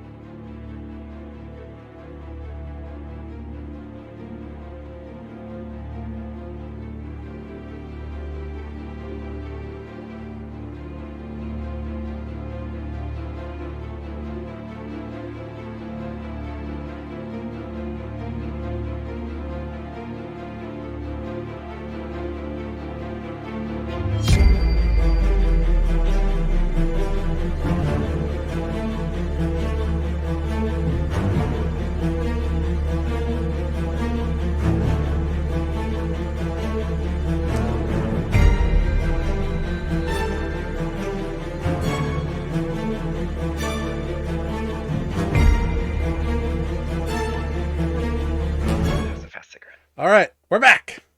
Hello, everyone. Welcome back to Nuuli Forged. Thank you for hanging out with us. We just had Kalen reveal to Adis, his time misplaced husband, that his community service back in Fay Harbor is up. And Adis, given the strength of his embrace and the passion behind his kiss, he's very excited about it. When he pulls back, he can tell, like, I can tell this all comes as a surprise. And honestly, that big pile of money, whatever portion of that is yours, that affects and changes pretty much everything. We never have to work, I guess. Stock but- market. I don't know what that is. Me neither. I guess we could. I guess we could buy some stocks, but usually that's just like for punishment for people. But I mean, Livestock. You can buy some If- livestock. Lots of cows. if Some you've goats. honey, if you've developed some new interests, then we can talk about that. This has just come as a surprise. Also, just like in the middle of a very threatening mountain range. Yeah, I didn't expect that part. Yeah. But I know that you are, out doing things, and it could be dangerous. So I brought protection. Like, I have my armor. It's new. I can see that. Looks nice. Thank you. I'm glad you like We it. got Defect, a cloak that waves whenever he wants to. That's good. I mean, it'd be awesome if Defect was in the background and you just see the cloak just like snap up. Quick randomly. cut to Defect just kind of standing there, and Billowing. the cloak is billowing in the opposite direction of the wind. Great, watch this.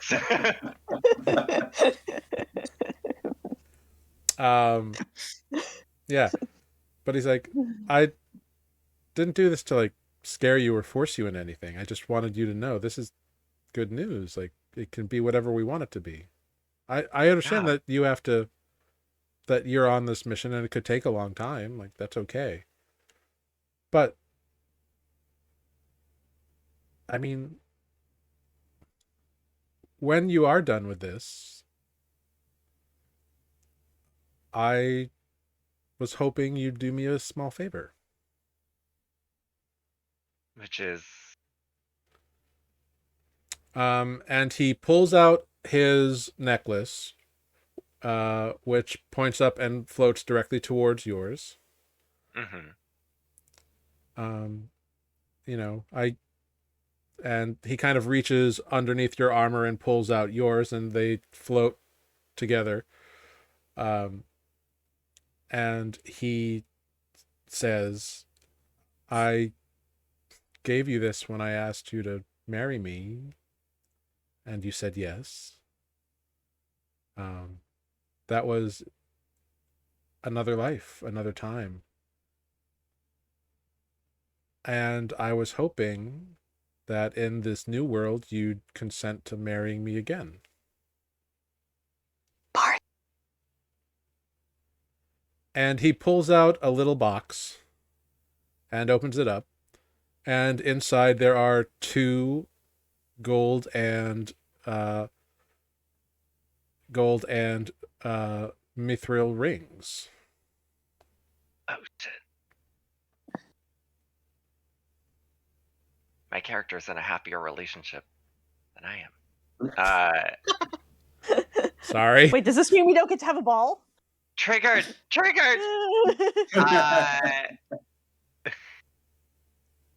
Of course. I already said yes once. I know, but things are different and things have changed, and I just want you to know that I'm serious about this, and I'll be there for you when you're ready or when you're done. I know that you're mature enough and you're ready. That's not what I meant. And he kind of like stammers and stumbles a little bit in kind of an endearing way. It's okay. I understand. I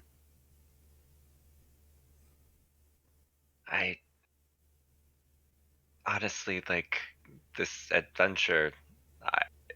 I don't know how long it's gonna take because things keep popping up and making situations. The timelines seem to increase, and some of the situations that we've been in recently, it's been. I've had a lot on my mind. Um, Do you want me to talk? Do you want to talk to me about any of it?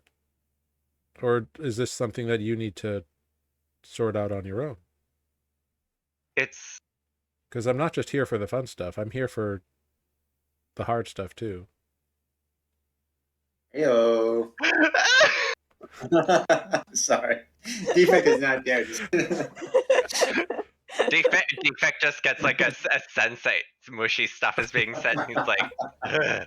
We're all sitting around the fire, like snickering in, in the distance. I mean, this world is very dangerous, and recently, as Paduke told you, when we were fighting that creature under the lake, I almost died twice, He grips your hands tightly. and it was at the bottom of a lake with a giant monster. The situations you'd never know what happened, which is the unfortunate part.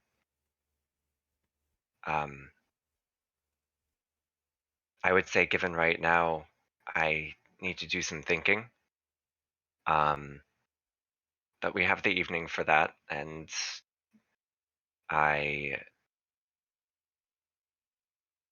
I just need to spend some time with my thoughts and sort things out. Of course, Adis, honey, I'm not saying you need to come away with me right now or anything like that. You take as long as you need to do this. That's fine. Hmm. I will always be here for you. And at saying that, he takes one of the rings out and slides it onto your finger. You'll never be without me again. And I could get run over by a cart in Fay Harbor tomorrow. So, Yeah, who knows what's going to happen. Carts. We ran into some chimeras. That was fun.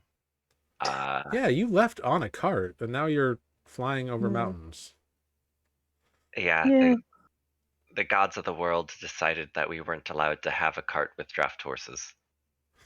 Well, I mean, I guess it's better if you're going to climb over mountains not to have them. Yeah, it's just kind of sad. R.I.P. Clyde and Cleed. I know. Always in my memory. Yeah. Well, you have enough money if you want to buy some more horses. Yes. And speaking of this money, what do you want me to do with it? Oh, we want to hold on to some of it, but because we haven't really split it between everybody yet. Sure. We made jokes, but I think we might need to build like a home base.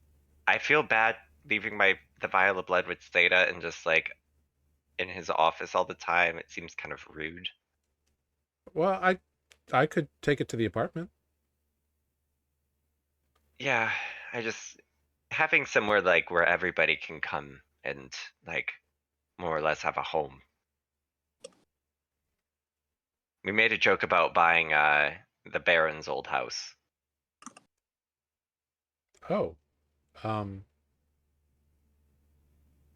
Because we have far more money than he had now.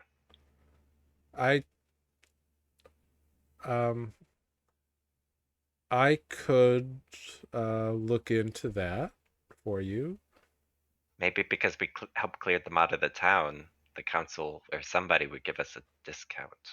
I do know that nobody's been living there because it's been part of an ongoing investigation. So the council of chairs has had it, closed off.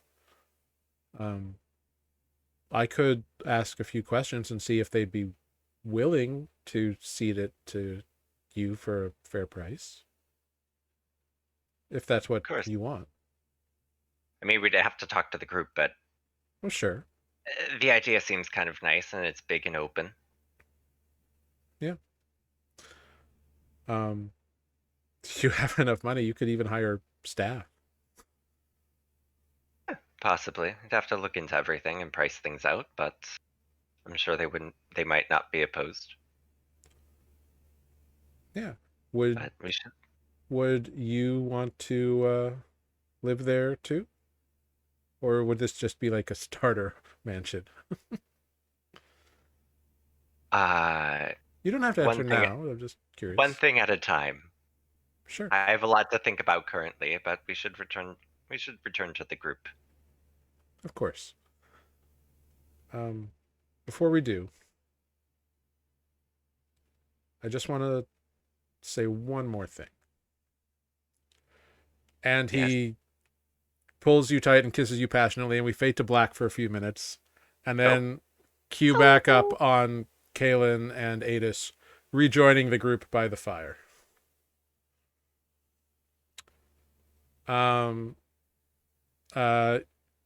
You do see like it was easy to tell earlier that like Kaelin was like a little bit at ease and also a little bit nervous, and his nerves seem to have left him when he returns with Adis to the group around the fire.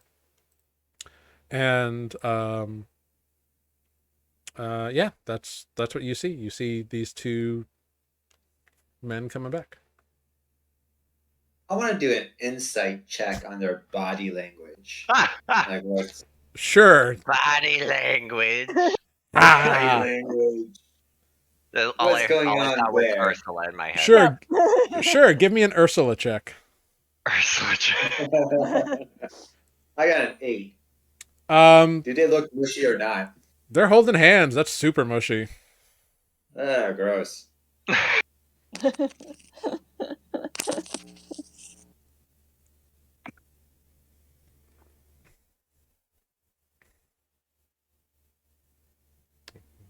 Yeah, you make it back to the fire, Adis. Well done. I made it to the campfire. I can now save my game. Congratulations. Are they both still wearing cloaks closed, or? Yeah, like it's cold. Yeah. Top of a mountain. All right. Do we notice the ring, though? Do we notice the ring?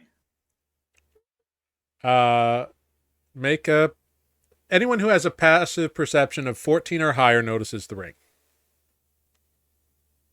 I do. Olive notices the ring. It is exactly 14. Yeah, I'm 1 below, so does not catch my eye. Well, there you go. You see something seems extra mushy, but you don't know what. Yep. Yeah, you just happen to be sitting in the right place and the fire glints off of something on Adis's hand, and a matching, and you notice it's a ring, and there's a matching ring on Kaelin's hand, as they are intertwined together. Olive notices and nods and smiles at them, and then doesn't mention it. Okay. MVP. MVP. Adis, you notice the nod and smile, and you get that she's picking up on what you're laying down. Just like scratch my head a little. Is dinner ready? I'm starving.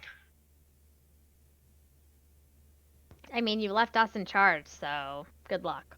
Here's an apple. Don't worry. It's great. It's good. It's food. Yeah, it's ready. Paduke, you cooked? Well, I can't really stir that much food. It's a little thick, He helped. but I helped. I added the seasoning. All right. Well, I trust you. Olive hands everybody an apple. It's a properly 1, 2, 3, stirred 4, apple. 5. Paduk How takes old a is the takes an Wait, apple we've and had is these like, a long time. No, They it's were living in a timeless molding. void. They're fine. no, time do they? time passes. It is not like a climate controlled environment. It is not a That's refrigerator. That's a different bag. Apples keep. They do. For how long? The Glimmering Void, the forest. I mean, apples keep over the winter, so like Yeah. they're fine. They shrivel up. They're a little like shrivelly. They're not like perfectly crisp, but they're fine and edible. I'm gonna have a good berry. Paduk is like going to town on like a portion of an apple that's like an apple slice, and he's just like going on it. It's like Yes. it's like eating a massive watermelon slice to him. He's like, Since I have control over the flavor of the good berries, I will have a good berry that tastes better. fair enough. Apples aren't that bad. They're Appropriately, perfectly I've got it just asked what flavor is the good berry. good. That's right. We learned that. from your favorite. I don't know. Is a it apple kiwi. flavored? No. Let's say kiwi this time. Or the newly equivalent of a kiwi. Yeah. It tastes it just like you furry? want it to. He says it free? Is it furry? Oh. I don't know. I just Furry? imagine they look like a Gross. blueberry. That's what I always pictured in my head, is they look like blueberries. And so they do. Yep. You're creating them. They look like whatever you say they look like. It looks like a blueberry, tastes like a kiwi. Deception. It confuses everyone on Earth, but you're not on Earth, so whatever. Right. Those of us on Nuuli are pretty much used On to Nuuli it. makes perfect sense. But yeah. Kalen's not shy. He's obviously eaten much worse than this, and he chomps on the apple and has a bit of the porridge from the stuff. And yeah. You all spend some time catching up, doing whatever around the campfire. Anything else you want to accomplish at this time? Kalen appears to have joined you for the moment anyway. Do we have an extra bed in the tent? Yeah. I believe the tent makes 6 or 8 bedrolls. You can check in the item it tells you. Well, aside from watches, I think I don't have anything else for the evening. Nope. I just need to rest so we can do this all again tomorrow. Oh wait, I'm curious. Primeval awareness. Oh, okay. That's your phase fiends, blah, blah, blah. Yes, and because I'm in favored terrain, it's 6 miles. Ooh. Ooh. Okay. Uh, It's phase fiends, I'm looking. dragons, undead.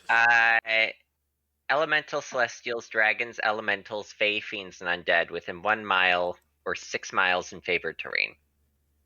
Doesn't reveal location or number, but just tells me they're there.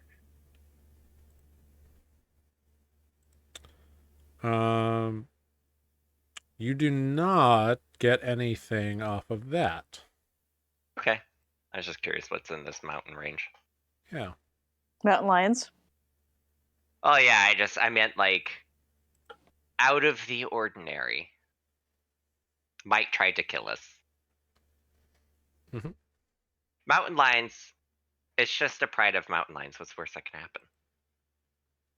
Last one seemed to like us. Like us or be indifferent. Same thing.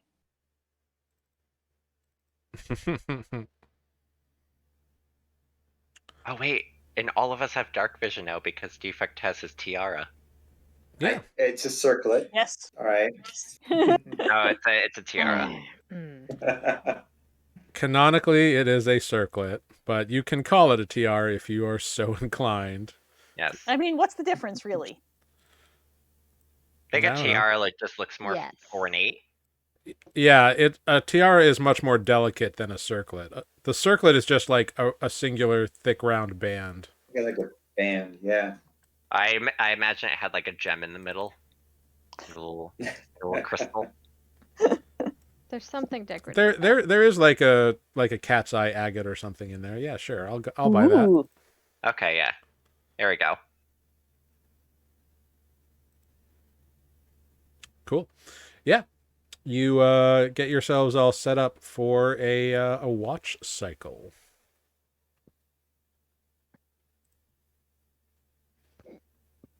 Excuse me. Yeah. What do we need? 3 watches? 4. And Paduke can take watch with somebody. Paduke does not have dark vision, funnily enough, but he's happy to help. He can just talk. Yeah. Keep you awake on watch. Yes.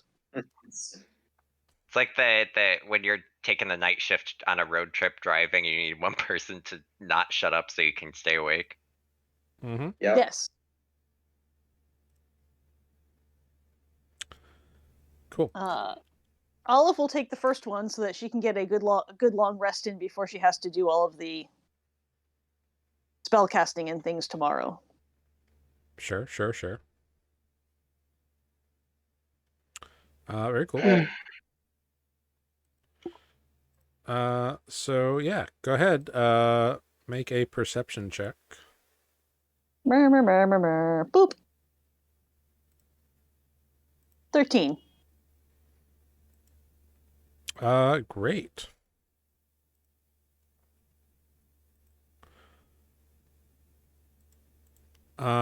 You do not notice anything.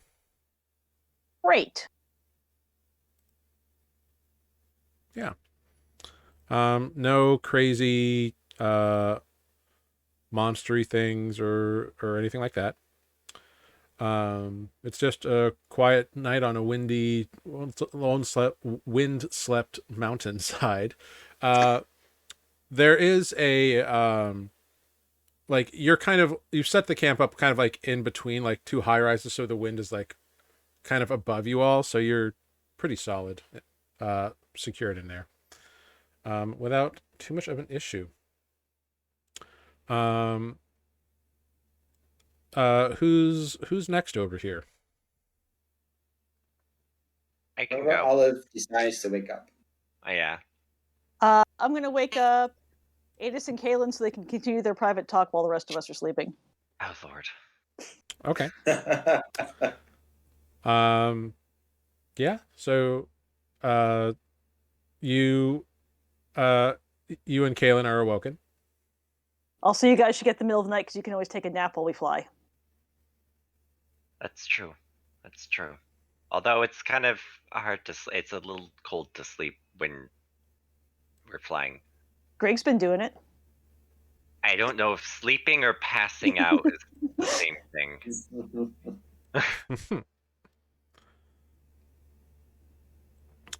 So you and there's like a rock that you and Kaylin can stay on, or sit on or whatever. When you go out there, Kaylin cannot see in the dark, so he's just kind of out there keeping you company and like listening to the thing. But you know, he's not without skill. So you can go ahead and roll a perception check at advantage. 28. Nice. So you definitely hear something. Like you and Kalen's not like talking, like he knows like you guys are on watch not to talk but to do a job. Mm-hmm. But having his presence around is somehow comforting, like more so than usual. And I don't know, what do you think Adis feels like? The husband that he thought he lost 1,000 years ago, that he's been away with for a while after having recently found, is now like here helping him adventure. Like, how does Adis feel about that? Both comforted and nervous, like very kind of conflicted. I would say just because of the dangers that we do face. Like he knows that like Kalen is capable, but I don't think he's necessarily like faced what really can be out like this deep in the wild. Yeah, you know that. Yeah, you know that Kalen's capable, but like the adventuring life is not one like that he wanted. He was going to be like a defender member of the Warden. Like he was going to be at home and guard the town while you traipse through the woods and, Yeah, actively I mean, like pursue in threats. fighting like criminals and like other people is very different than like the stuff that we've been facing like out in the middle of the world. Yeah, totally.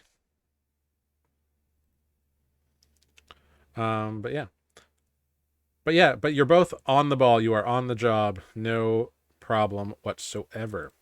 And over time, you do hear something, Adis. You hear what sounds like crying and sobbing. Crying? Mm-hmm. Sobbing. And Can I with hear a 28, 29? 28? Yeah, it sounds like it's like two individuals like that are just crying and sobbing. Can I hear a direction? Yeah. It sounds like it's coming from not too far away, but like over on the other side of like this big like mound or whatever that you're kind of like sheltered in between. Kalen, He nods. I hear something. Oh, hi, Mike. Oh no. Oh, here it comes. Do you mind staying here? I'll be right back. And as I say that, just like guard the tent, please. I cast Pass Without Trace. All right. And then I will start stealthing in the direction of the crying. Yeah. That is a 33. Yeah. You stealth that way without so much any of an issue. No problem. So you stealth your way along a corner and around, and you see around the corner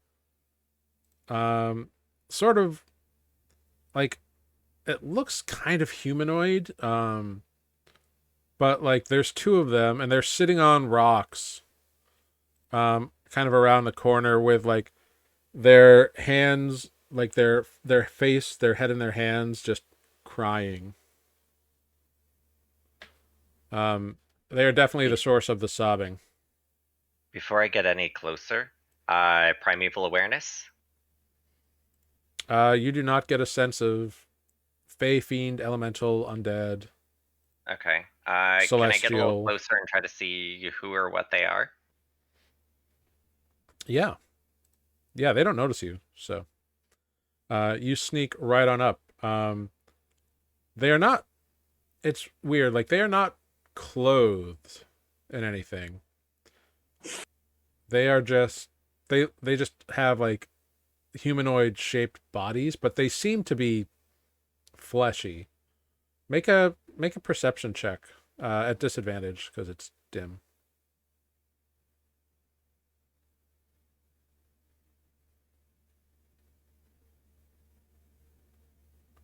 14. Cool. So with 14, they just look like they are heartbroken. Like they don't appear to be Like, they're not human. Like, if they were human, they'd be in cloaks and armor and that kind of thing, but they're not. But they are sitting on these rocks, crying, but they are facing away from each other.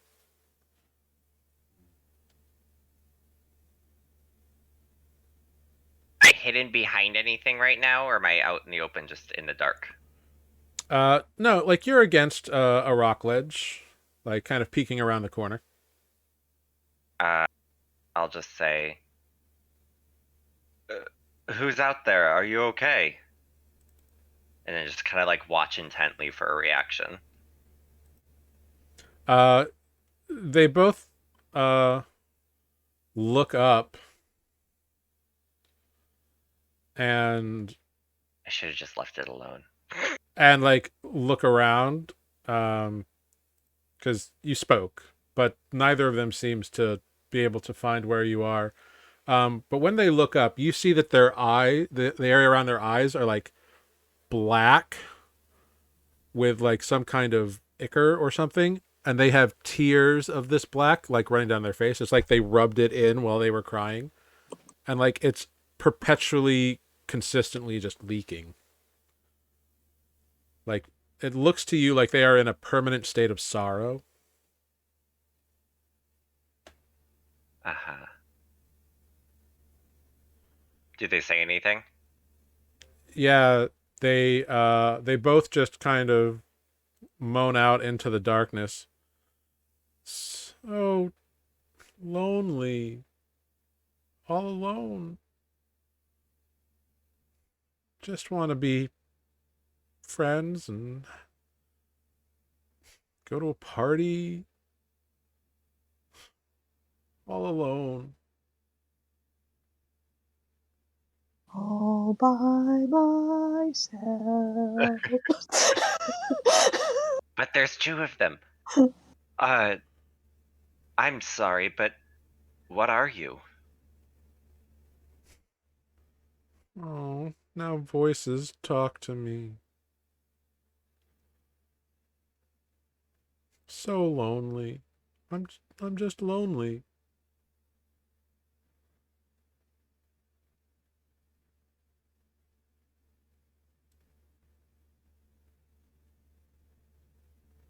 Can't be ghosts, because that would register as undead. Would it? Do you sense aberrations? No, I didn't sense anything. No, I mean, is that one of the things you would sense? Yes. Yeah, go through the list again for me. I almost said aboliths. Which are an aberration. So. Yeah. Aberrations, celestials, dragons, elementals, fae, fiends, or undead. Yeah, these didn't trigger any of that. I might be able to help you, but you have to tell me what you are first. I'm lonely. I've heard that already. I am human. What are you? Lonely. Can I insight check how this is like? Is this like uncomfortable? Yeah. Yeah, you can make an insight check on it. Or like if this is a trap, because that's what I think this is. No, I mean for sure this is a trap. 30. You sense no deception from this creature. Like, it is not lying to you when it says it's lonely. In fact, on a 30 insight, you get the sense that it is lonely. Like, loneliness personified.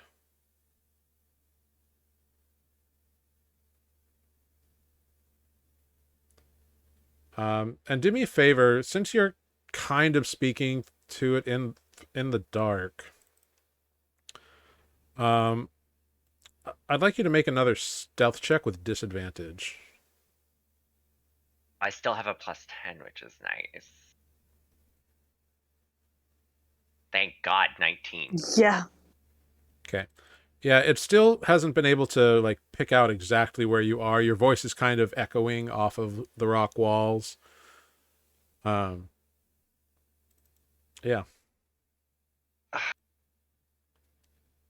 The other one is just like flat out, just still crying over on the other rock. But the one does get up and like begins like searching around, like, I don't If want they to be got- lonely. If they got up, can I make anything more out of their body?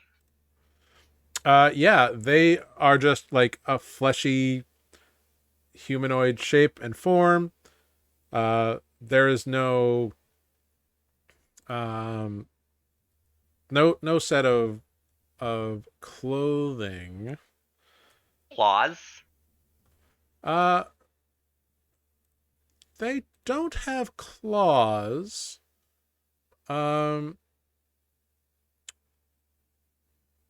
You'd notice, however, that what they do have that you didn't notice before is one of their arms is not actually a hand. It just kind of looked at like it from the angle. One of their arms is like long and pointy. Nope. We're going back to camp. Okay.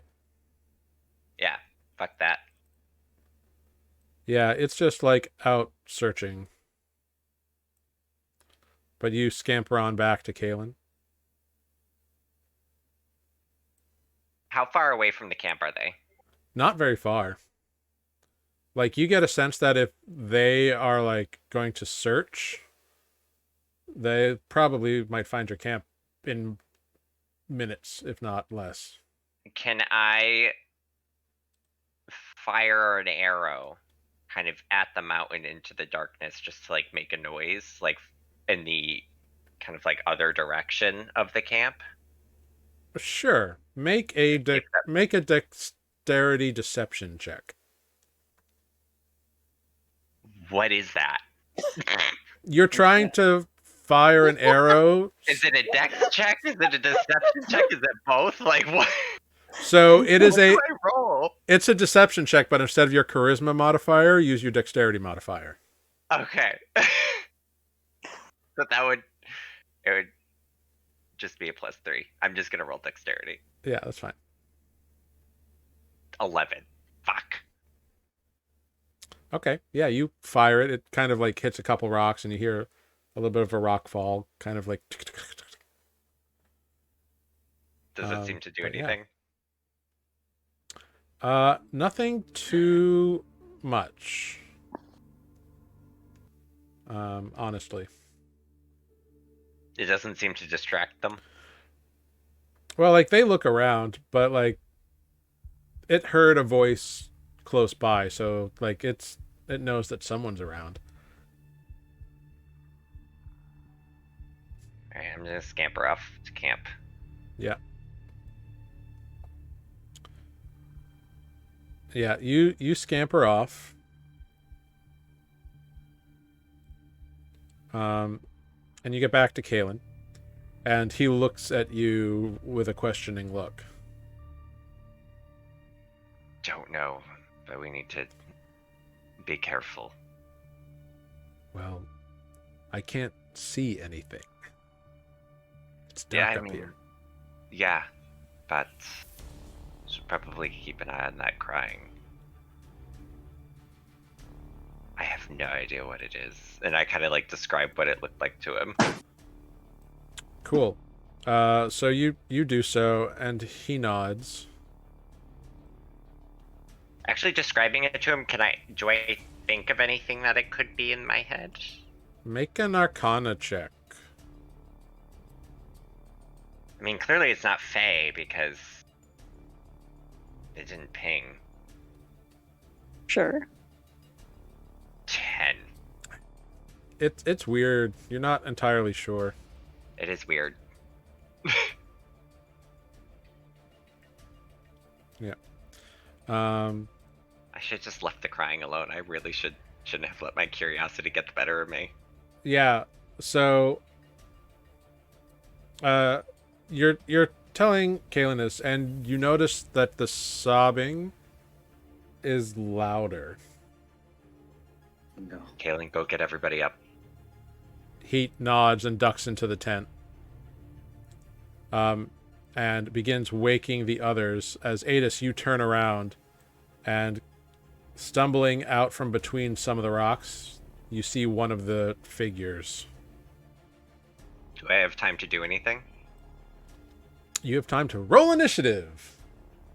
Okay. Did someone come and wake us up though? Yeah, Kaelin is in process. So everybody gets to roll initiative. You haven't gotten out of prone yet, but Except Relate to Olive, the map because change, Olive or- sleeps through all night combat. Usually, yes. That's why I asked if someone was actually waking us up, because Right. otherwise I'll just sleep through it. and don't forget defect that you can roll for Paduk as well. Dang. Grab his character sheet. Yeah, Kaelin just comes in and is like, everybody wake up. He doesn't mince words. He's just actively waking everybody up.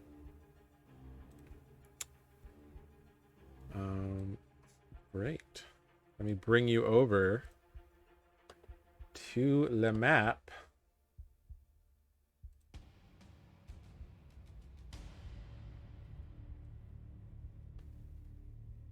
Ciao. And here we are.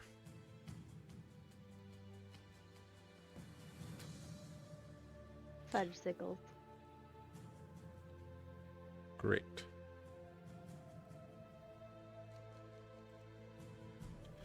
Do we have everybody here? I need Olive. I rolled a 9. I don't know why it keeps not doing the thing. You gotta click your token. Did you click your token? I did, but it was before you changed the screen. That shouldn't matter. It should hold it in the tracker. Well, I rolled a 9. Sorry. Yeah, Apparently I you're didn't do fine. it right. You're good. And I just need Paduk. Yeah, I rolled Paduk. Paduk got 17, and Defect got 16.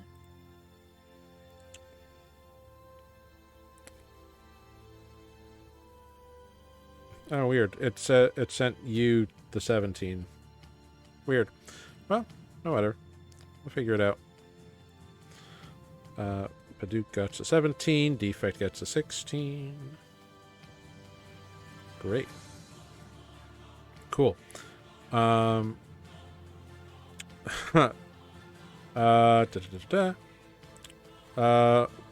Paduk's dexterity? +4. Cool.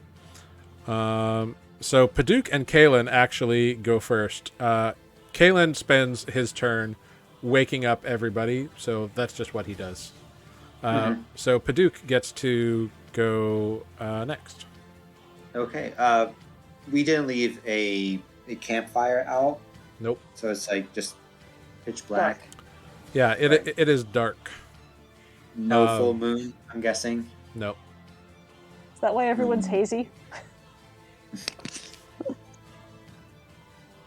All right. Well, because he can't see, what can he do if he can't see?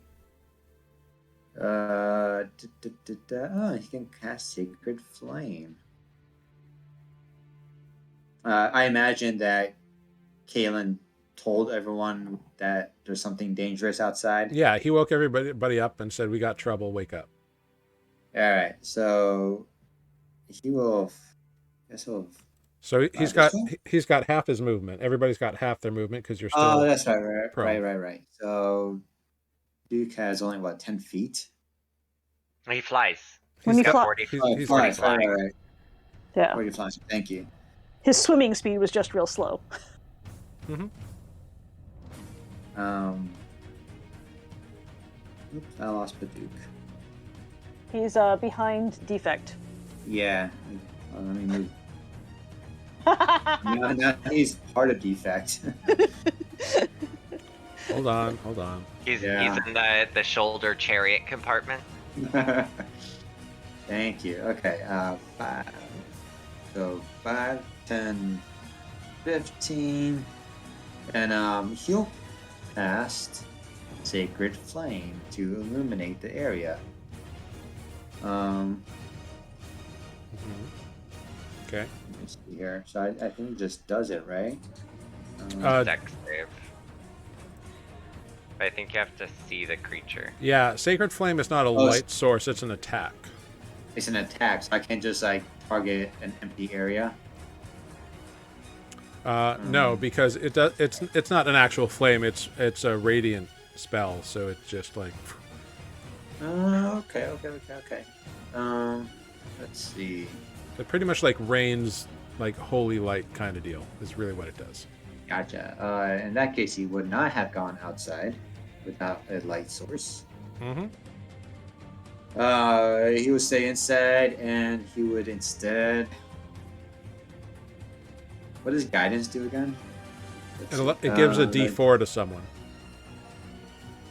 Okay. So yeah, he'll just cast guidance to defect. All right, great. He's concentrating on guidance. Yeah. All right, cool. Defect, it's your turn. Awesome. I will wake up and let's see. 5, 10. I'm sorry. I'll wake up. I'll activate Rage. So Rage will give me 20, 5, 10, 15, 20. Oh, and there's Adis. Yep. Okay, and then I see this guy down here, huh? Yep. So I will move my other 20 feet. So 5, 10, 15, 20. Can't quite reach him.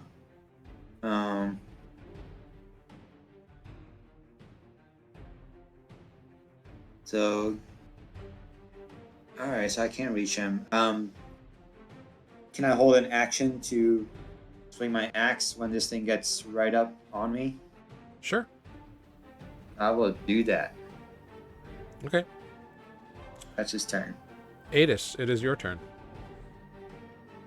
Can I hop up onto the top of the said rock? Yeah. How much elevation does that give me? Just a couple feet. It's like a sit-in rock. Oh, okay. That was like big rock. No, that's just a sit-in rock. Okay. In the area where I saw the creature last, I would like to use my last spell slot. And kind of like this area, I think it's a 20-foot cube, right? Fairy Sure. fire. Yeah. And just like try to just like illuminate this area.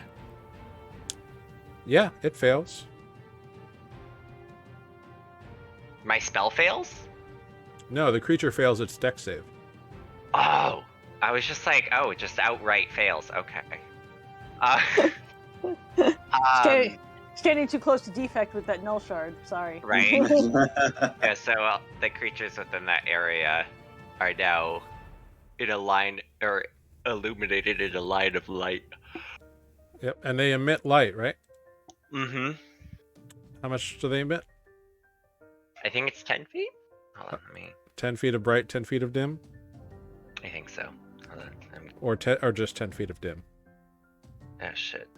I don't have the spell on my sheet just because it's a dragon mark thing. Amber, do you have the spell prepared?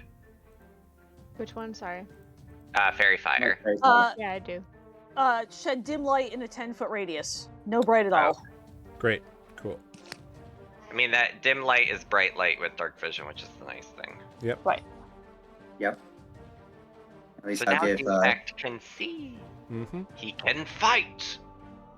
And Purdue can do something next turn. Paduk can see. Cool. So you're concentrating on that. And Kaylin can see. That brings us then to Olive. Oh, hey, that's me. Oh, hey, what the hell is that? That's not nice. Olive is going to cast Bark Skin on herself. Okay. And oh, look at that. Cool. And why is that doing that? There we go. And step out of the tent. All right. Cool. Yeah.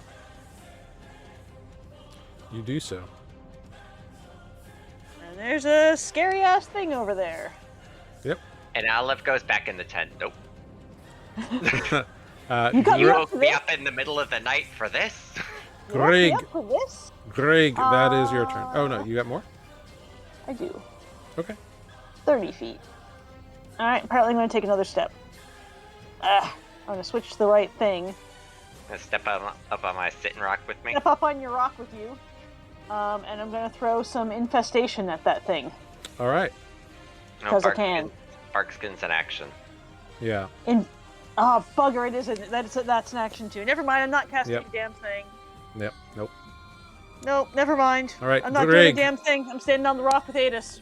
Great. Alright, It's a good Greg, rock. it is your turn. It's a nice rock. that's me.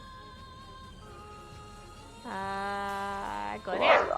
What's going on? What are we doing? Oh gosh. That dog again. You can hear it all the way up here. That's a Right? loud bark. I'm gonna just firebolt. Yeah. Whew. Yeah, 26 will hit. Cool. Plus Is that- 1d8. That's a hot firebolt. Mm-hmm. Oh, slash arc, sorry. That is a 1d8. All right. Alright, so 17 damage. Yeah, it takes it. Alright. Did you say there were two of cool. these things? Nobody said anything. We I don't did. know. I see one, I shoot it. I don't know. You don't I know. see something scary in the night.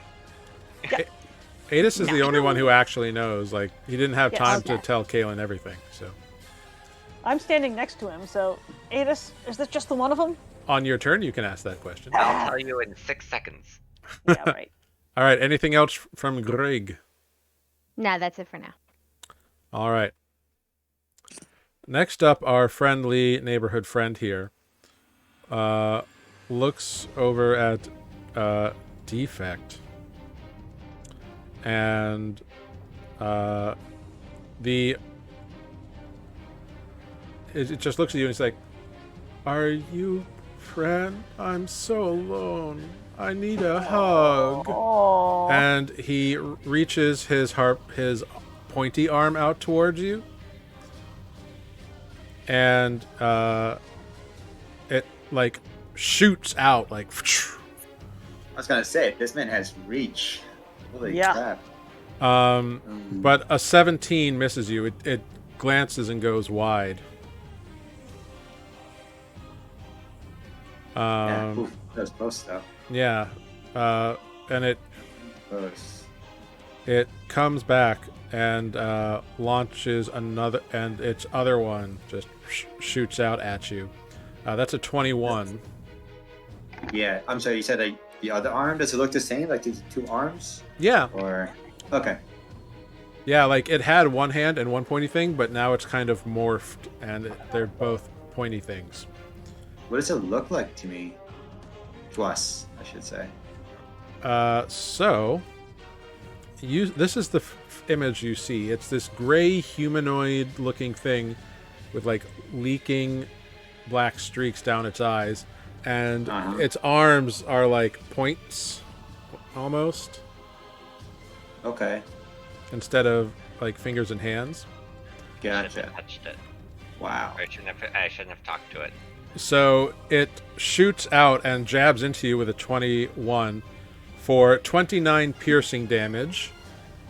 That Wow, good thing I'm raging. Yeah, that gets reduced to 14? 14. And you are grappled by the creature. I don't like this thing. No, I'm gonna stand back here. Yeah. Whenever with the D&D Beyond thing, every time it says defect has no act, I just imagine like the computer voice just reading that out. No active conditions. Yeah. Y'all watch Star Trek, right? Oh yeah. When they ask the computer, that's the voice that's in my head. Majel Barrett Roddenberry. Defect has no active conditions. Defect is grappled.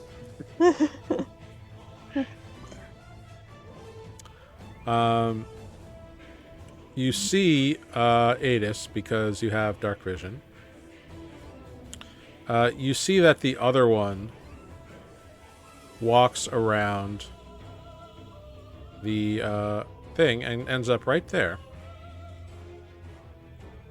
He's kind of high up on this ledge here. But he just kind of walks to the edge of the ledge and looks down. Oh. He's like, friends? And launches one of his arms at you. Oh, hell! That is a... Well, actually, how far away? Yep, that is a 22 to hit. I'm sorry, what's its reach? Long. Yes! That's a 22 to hit. For 26 piercing damage. And it has grappled you with its crazy harpoon-like arm. Go ahead, make a Constitution saving throw for Fairy Fire. DC 13. Hold on, I'm trying to do math. You said 26 piercing? Correct. That's 38.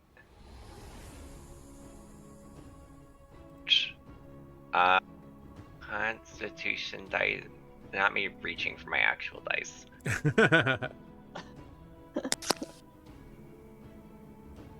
Oh no. Oh, unfortunately, it was a tough hit, and the Fairy Fire fades. This defect knows where it is now because it's literally holding him. It's true. Yep, accurate. Yeah. So now that you are, what, did that do the thing? I don't think it did the thing. There we go. It has you grappled, and I need you to make a Wisdom saving throw, Adis. Oh shit! Wisdom saving throw. Whoa, Rose. Oh no. Me and defect, or just me? Just Adis. Oh. Whew. Okay. Still, but you know, not a double Not for me, though. Yeah. Cool. What did you roll, Adis? 10. All right. I Oh wow, lonely. low rolls. You take 14 psychic damage, Oh, Oh. that's a bad headache. and you are immediately pulled by the harpoon arm right up to the creature. Fudgesicles. Don't worry, Amber, you got this. And that brings Thanks, us Dad. to Kaylin. Who's still in the tent? Kaylin rushes out, can't really see anything, and shouts, Adis, where are you? And pulls a torch out of his belt and lights it. Good call. Solid plan. He like jams it into like a crevice on the rock, and there's a torch there now. Unfortunately, that is his action to do so. Do you know what I wish I didn't do? All those primeval awarenesses, because you know what I wish I could do? Misty Step. Oh yes, that would be very handy. Yes. It is now Paduke's turn, and Defect, you're on deck. And then Adis. Yeah. So 5, 10, 15, 20. Hang out behind these guys. Let's see.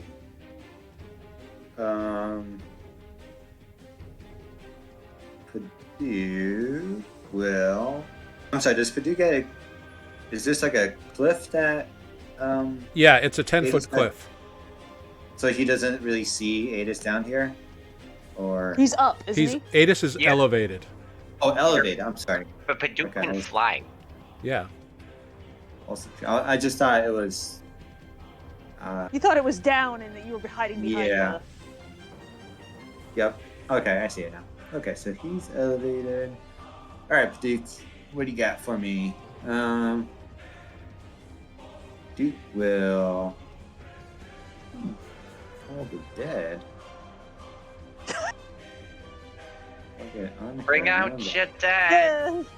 What are you gonna do, Paduke? Sorry. You plan on one creature you can see within range and sound below the area. I don't think that's what. Well, depends what you want to do. So, what are you targeting? Yeah. I guess because Paduke will see Adis right up against this one, he'll target this one here. Okay. And yeah, we'll pull the dead because they look undead to him. All right. He fails the saving throw. 2d8. Nice. He has not. He has not been damaged yet, so it's 2d8. Yeah.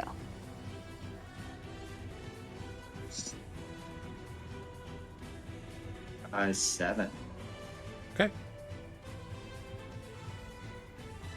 He cries. Same girl. Okay. Okay. Well then, I guess that's the Duke's Oh wait, turn. no. All right.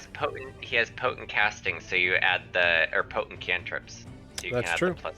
the plus 3 to that from his wisdom. Plus 3, so it'll be 10 points of damage. Thank you. That brings us to defect. Can Defect swing at the arm that's holding him? You can. Alright, But- just making sure because Defect still has like that space between him and the main body. So Yeah, like it's got you. You can attempt to, but it's got a much higher armor class because it's a smaller target, and there's a damage threshold. Curious Yeah, about that makes long sense. distance grapples. Can you close the distance that way? Because the arm is like piercing you, and can you close the distance, or is it like he can't move away from it? He can probably go closer. oh, okay, well yeah. I'll pull myself right up Okay. while the arm is like pierced inside me. And Just- yeah, I will. It's like those movies where like the guy is stabbed on the sword and just like pulls himself closer. Yeah. Yeah. Well, defect anyways- is heavy metal, so Yeah, it's all good for Defect. Defect will swing his axe at the main host. 11? Mm. An 11 will not hit. that damage Mm. though would have been nice. Right? Defect will try again, second attack. 27 Oh, that's to better. hit A 27 will hit. for 10 points of damage. Great. So something interesting happens here, Defect. You slam Matter's Bane into this creature and cut it, but it doesn't cut as deeply as you think it should. Magical. Good story. Not cool. Not cool at all. Alright. Defect will take a mental note of that. Yeah. Alright, but that's all he'll do. Mental Right, cool. notes. That's it. That brings us to Adis. You are grappled by this harpoon-like arm. Grappling is No movement. You can make either an athletics or acrobatics check of your choice to try to break the grapple as an action. okay. It pretty much means your speed is reduced to 0. Right.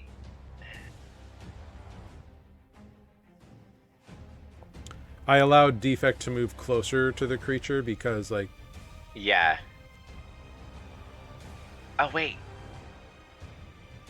I will, yeah, I'll break the grapple as an action. Okay, go for it. Acrobatic. 18. Pardon me. 18? Yes, that breaks the grapple. Alright, so I break the grapple, and then I bonus action disengage. Great. So then I run over to here. That was 30, right? Yeah. Cool. Just make another acrobatics check as you jump off this 10-foot incline. 26. Yeah, you're fine. No problem. No damage. I do the tuck and roll as I land into the sprint. Yeah. Very cool. All right, that brings us to Olive. Hey, it's me. Cool. Now that I have not yet taken an action, what else can I do at a range? Nothing very useful. Cool. I'm going to infest the one that was recently holding Adis. All right. We'll make a saving throw. You don't have any damage spells? It fails. Great. It takes 3 poison damage and it moves west. All right. 5 feet. Bonk. Done. Anything else, Olive? I'm gonna back up off this rock. And We no longer back like this rock. rock is less exciting than it used to be. All right. Greg, that brings us to you. That's me. Greg's gonna... what? Yeah, gross. Scorching Ray. Attempt on that one is number 1. Okay. 10 does not hit, I'm guessing. A 10 does not hit, no. Gonna do it again. 24 will hit. Great. Plus the 1d8. 12 damage. Great. Fire. And for good measure, to multitask, the third one will go for that one. All right, go for it. 23. That and will this one hit. does not get the 1d8. I think it's just the first of each, right? Very cool. All right, it is now their turn. Oh, and I'm gonna bonus action hide behind this rock. Sure. Yeah. You can do that. Question. You attempt to hide. Yeah. Since having, well, no, never mind. Great. It's going to be a stupid question. Carry on. Great. Defect, I need you to make a wisdom saving throw, please, at the start of the creature's turn.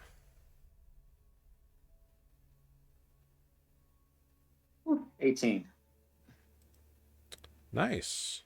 Cool. Yeah, your head feels really weird for a minute, but then it's okay. I Cool. feel at parties sometimes. Yeah.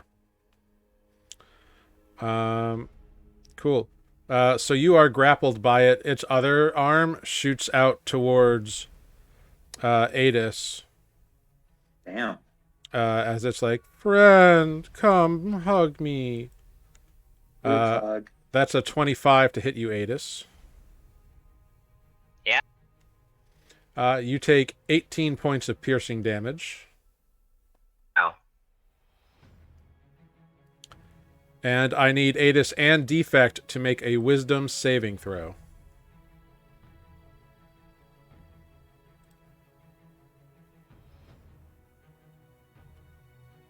Not this time. Defect rules a 6. Cool.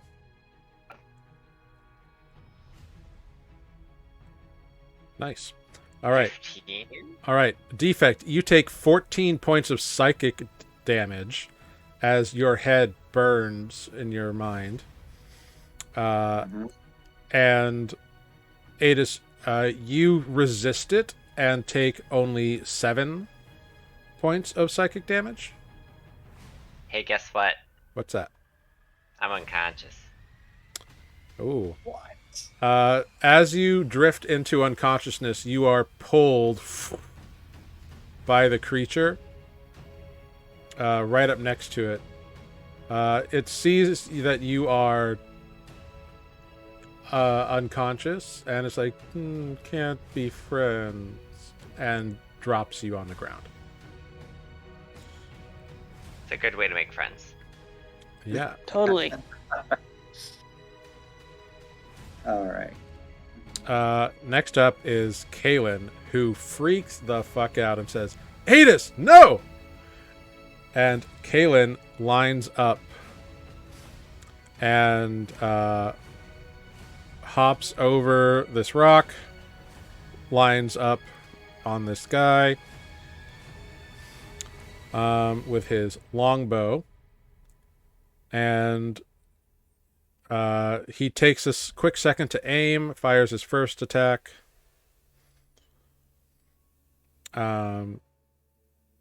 which misses, unfortunately. Oh,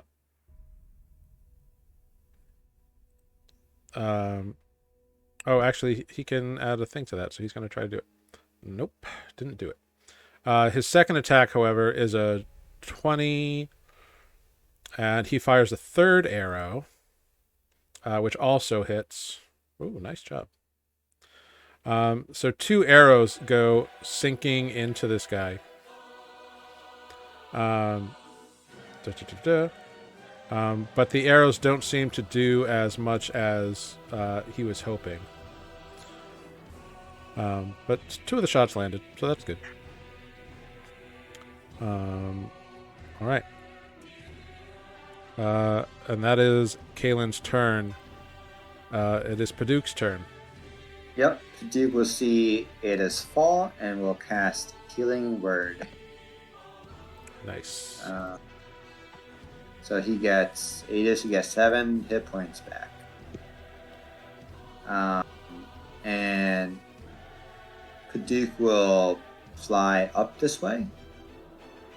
I don't know what the height is of this ledge. It's about 10 feet up. 10 feet. Oh, I forgot the other. Yeah. I forgot the other guy here. Yeah, that's Paduk's turn. Cool. Healing Word's a bonus action. You can do a spell, Oh. a cantrip action. True story. That is a true story. Should I finish my turn for Paduk? Yeah, finish Paduk's turn. Yeah. Alright, so Paduk will target the one next to Defect and Adis, Toll the Dead. Yep. Cool. It makes a saving throw, wisdom saving throw. It fails. Go ahead. Is that Yeah, so it's 16. 16 damage? Great. 3 from the potent cantrips. Right, Yep. so it's So 19. Oh, yeah, I think it does add it? No. Okay, No. so yeah, 19. No, it does. It added it. Oh, it does? Yep. Oh, okay. Yeah. 12, 3 wisdom. Okay. Plus 3 wisdom. Alright. Yeah, so 16. Cool. Great. This other guy launches an arm towards Olive because it can see Olive. That's a 16 to hit. That is my current armor class. You are hit and grappled. Ouch. Go ahead, make a Constitution saving throw for Barkskin. You take 25. You take 25 damage, so it's a DC 12. Ouch. And you lose Barkskin. Yep. Reduces my armor class to... Cool. And then I need you to make a Wisdom saving throw. So many things to roll. But I'm feeling real wise. Nice. Yeah, you feel your brain kind of burn on fire a little bit. You take only 8 points of psychic damage. Oh, is that all? Yep. Cool. You are then pulled right up to the creature. Don't like you. And Defect, it is your turn. Nice. Defect is going to be reckless this round. Okay. And you know what? Let's try the -5 + 10. Let's see how that goes. Sure. So an 18 to hit. An 18 will hit. Great for good. 19 points of damage. All right. Yeah. Once again, you're frustrated in your rage because the slashes aren't doing as much as you had hoped they would. Right. I'll do the exact same thing on my second attack. Yep. 15. A 15 will not hit, unfortunately. Dang. All right. Okay. Well, that's his turn. Okay, that brings us to Adis. Alright.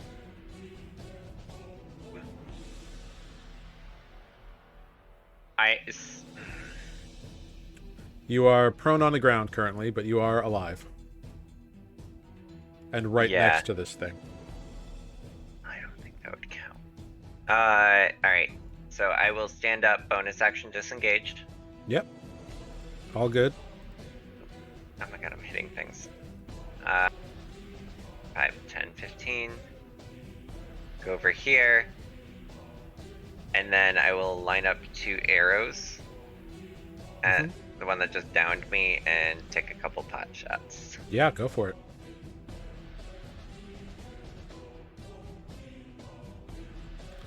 Dun, dun, dun. 24 24 hits. for 11 piercing. And then attack for an extra 5. It's all magical. Yep, so that's 16. Yep. You know you got a good shot in on it, but it just doesn't sink in as deep as you feel the arrow should have gone. Interesting.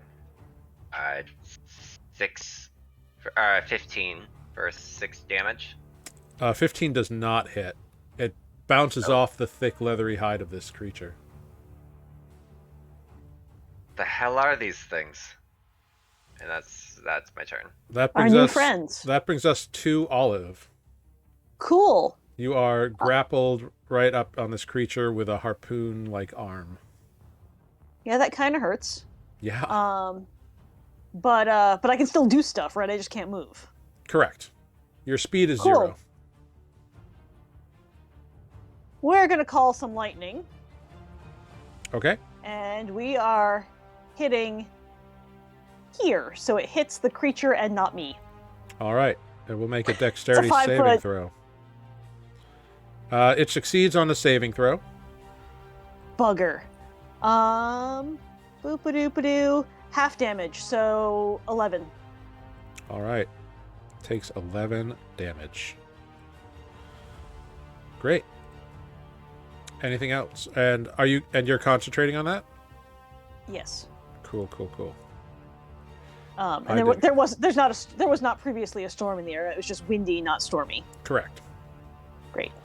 All right. Then yes. That brings us I'm then done. to Greg. You are hidden behind a rock. Kaylin had jumped in front and peppered this thing and screamed for Adis. Right. Have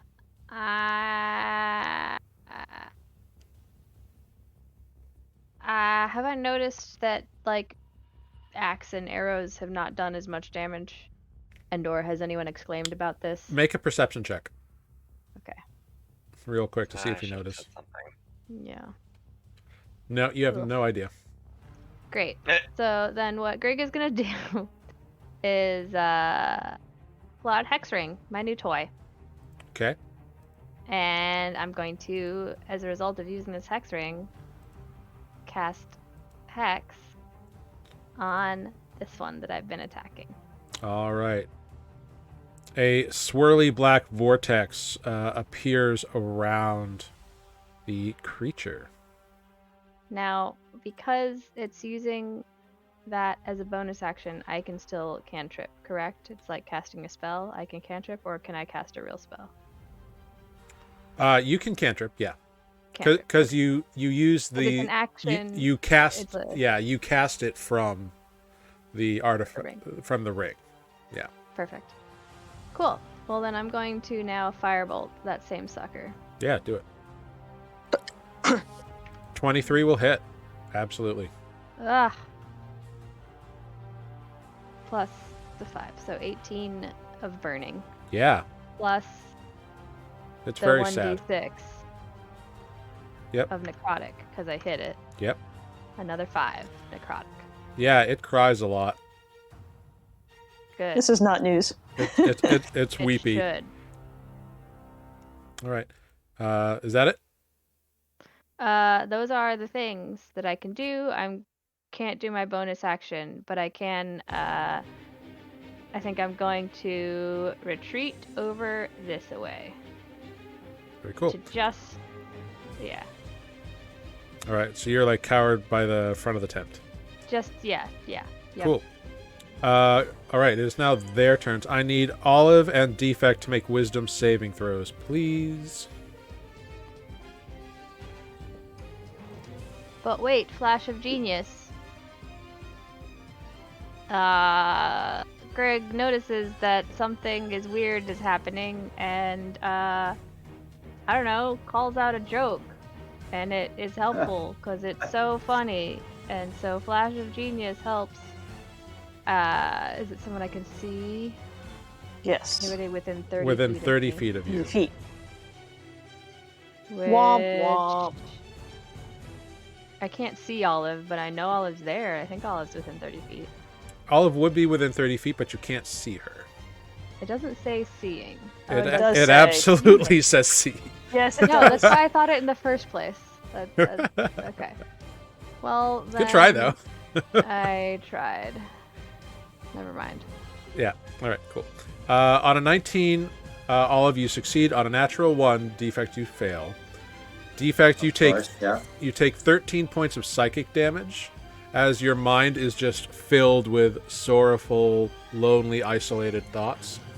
Olive, you're able to push through most of it. You take only 6 points of psychic damage. 6? Yep. These creatures are damn depressing to be around. Yeah. The second, the one by Defect, cries and goes, "Friend!"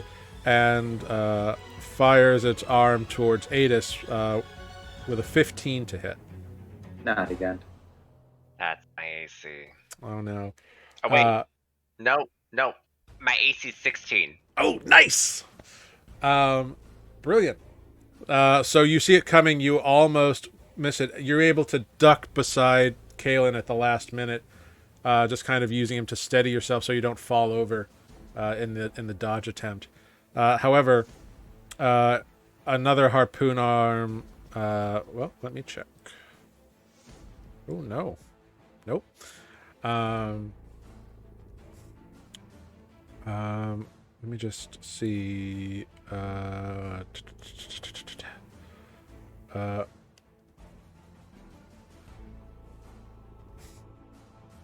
no, it is. Yeah, it is. Yeah. Another arm shoots out towards Kalen. That's a 23 and hits Kalen. Shit. So Kalen takes 23 points of damage as well. So you gonna come snuggle with me over here? And Back off. and I need Defect, Olive, and Kalen to all make wisdom saving throws. Twice per turn? Yep, it's a different effect. Wow, low rolls. Kalen rolls a... Ooh, bad roll. All right, all of you take 12 psychic damage. All of us? All of you. And Adis, you see Kalen get as a harpoon-like arm jabs through him and pulls him 30 feet away from you towards the creature right up against it, actually. It is now Kalen's turn. Actually, that's the start of initiative. That's where we're going to end tonight's session of Nuuli Forged. Oh gosh. So we will pick up here in the midst of this very tense situation next week. Indeed. With these strange, mournful creatures getting all up in your grill. Don't like them. Yeah, no, they're mean. They're jerks. Mm-hmm. Not friendly at all. Indeed not. No. No. Well. Lord. And they're depressing to be near. They are Bad. a little depressing. Yeah, they're very lonely creatures. I shouldn't have gone over there. Mm-mm. Nothing crying naked in the mountains is a good thing. I know, but the only thing is Adis is curious. That is fair. They are also the Threatspire Mountains. So, hey, they're naturally dangerous. But I hope Greg is taking notes this whole time. yes. Thank you, I've Got It, for being a wonderful mod. Thank you, Zemkis Dorlit, for following us. Woohoo! We're going to go around. We're going to say some goodbyes. I'm going to figure out who to raid this evening. Let's start. Plug anything you feel like deserves a plug if you know of something. And yeah, say your goodbyes. Let's start up in this corner with Defect. That's me. I'm Mike. I play Defect. Thanks for watching. And let's go Bengals for Super Bowl this weekend. Oh, right. That's happening. Is it a sports ball weekend? It's a sports game happening. Yes. Is one of the local athletic clubs getting into the pitch? I hope both teams have fun playing. Who's in the Super Bowl? The Bengals and the Rams. Tigers versus Rams. I mean, nature would say that the Bengals are going to win, but I don't know anything about the teams, so who do I know? Yeah. I say, what a hardy bunch of fellows. What color are we rooting for? Are we rooting for the stripes or the curls? What are we doing? Wonderful. Hopping on down to Greg. That's me. I'm Amber. I'm still Greg. Yeah, I guess thanks for watching. It's nice to play tonight. Sadly, I am gone again next week. So don't die, everybody. I will leave detailed instructions for Greg's We'll do our best. psychoses or plans. Hard to say which. You haven't even taken any psychic damage yet. No, I am trying to kill them with magic, but also I didn't notice that magic was the only thing working, so I didn't do the thing that might be more helpful, but I tried. Sorry. Well, Love it, Greg. Okay, love you, it's bye. all good. Yeah. Wonderful. Next up, let's hop over to the man with the husband, Adis. The only the in-game husband. Well, I Thank said you for Adis, not watching, Tanner. Thank you for watching, guys, and we will see you next week if hopefully we survive. Well, I hope we all survive till next week, but yes. Right? I meant the game. I'm sure you'll be fine. You guys have been in worse situations. Have we though? Yeah. 35-foot reach? Oh, you think that's the extent of its reach? That's cute. Oh God. Next up, we have Olive. Oh, hey, that's me. I've been Olive. I'm Sarah. Thanks for watching. Maybe next week we'll have something to plug. Someone said that they had an Etsy store with cool things, but they didn't actually send me the information today. So maybe next week I'll tell you about it. Cool. That's about right. I dig it. And my name is Jared. I have been your dungeon master here on Nuuli Forged. Thank you for joining us this evening. We're going to do a little bit of a raid on, let's do some Critical Bard. They are actually currently being one of the nominees for the Twitch Gamer of the Year Award, GAYMER. Ooh. So they're a big D&D Critical Role nerd, video game nerd. So give them a bunch of love and a Nuuli raid. In the meantime, you can follow us on Twitter, Instagram, Facebook, and YouTube, all at Nuuli Forged. You can catch old episodes of our game here on or on YouTube anytime you want. Follow, comment. Hey, you're watching us on YouTube. Follow and comment and say hi. And yeah. Join us All here. those things. Yeah, all those things. I forgot to do that. I'm so out of practice. Yeah, it's all right. I'm so ashamed. That's all right. I'm just judging you forever. The DM will remember this. It's okay. I've got it. Thank you for being a wonderful mod. If you want to hear Matt and I talk about dungeon mastering this week, you can catch our podcast, Mid-Level Adventurers, on YouTube. Or anywhere else you get your podcast. It's just releasing now on YouTube as well.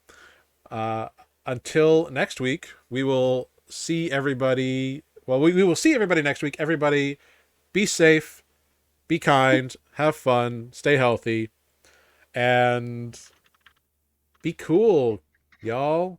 Just be cool. Chill. Yeah, don't suck. Yeah. Yeah. No sucking. We're gonna raid Critical Bard. Give him an you've been newly rated in the chat, and have a great week. Goodbye, everyone. Thank you.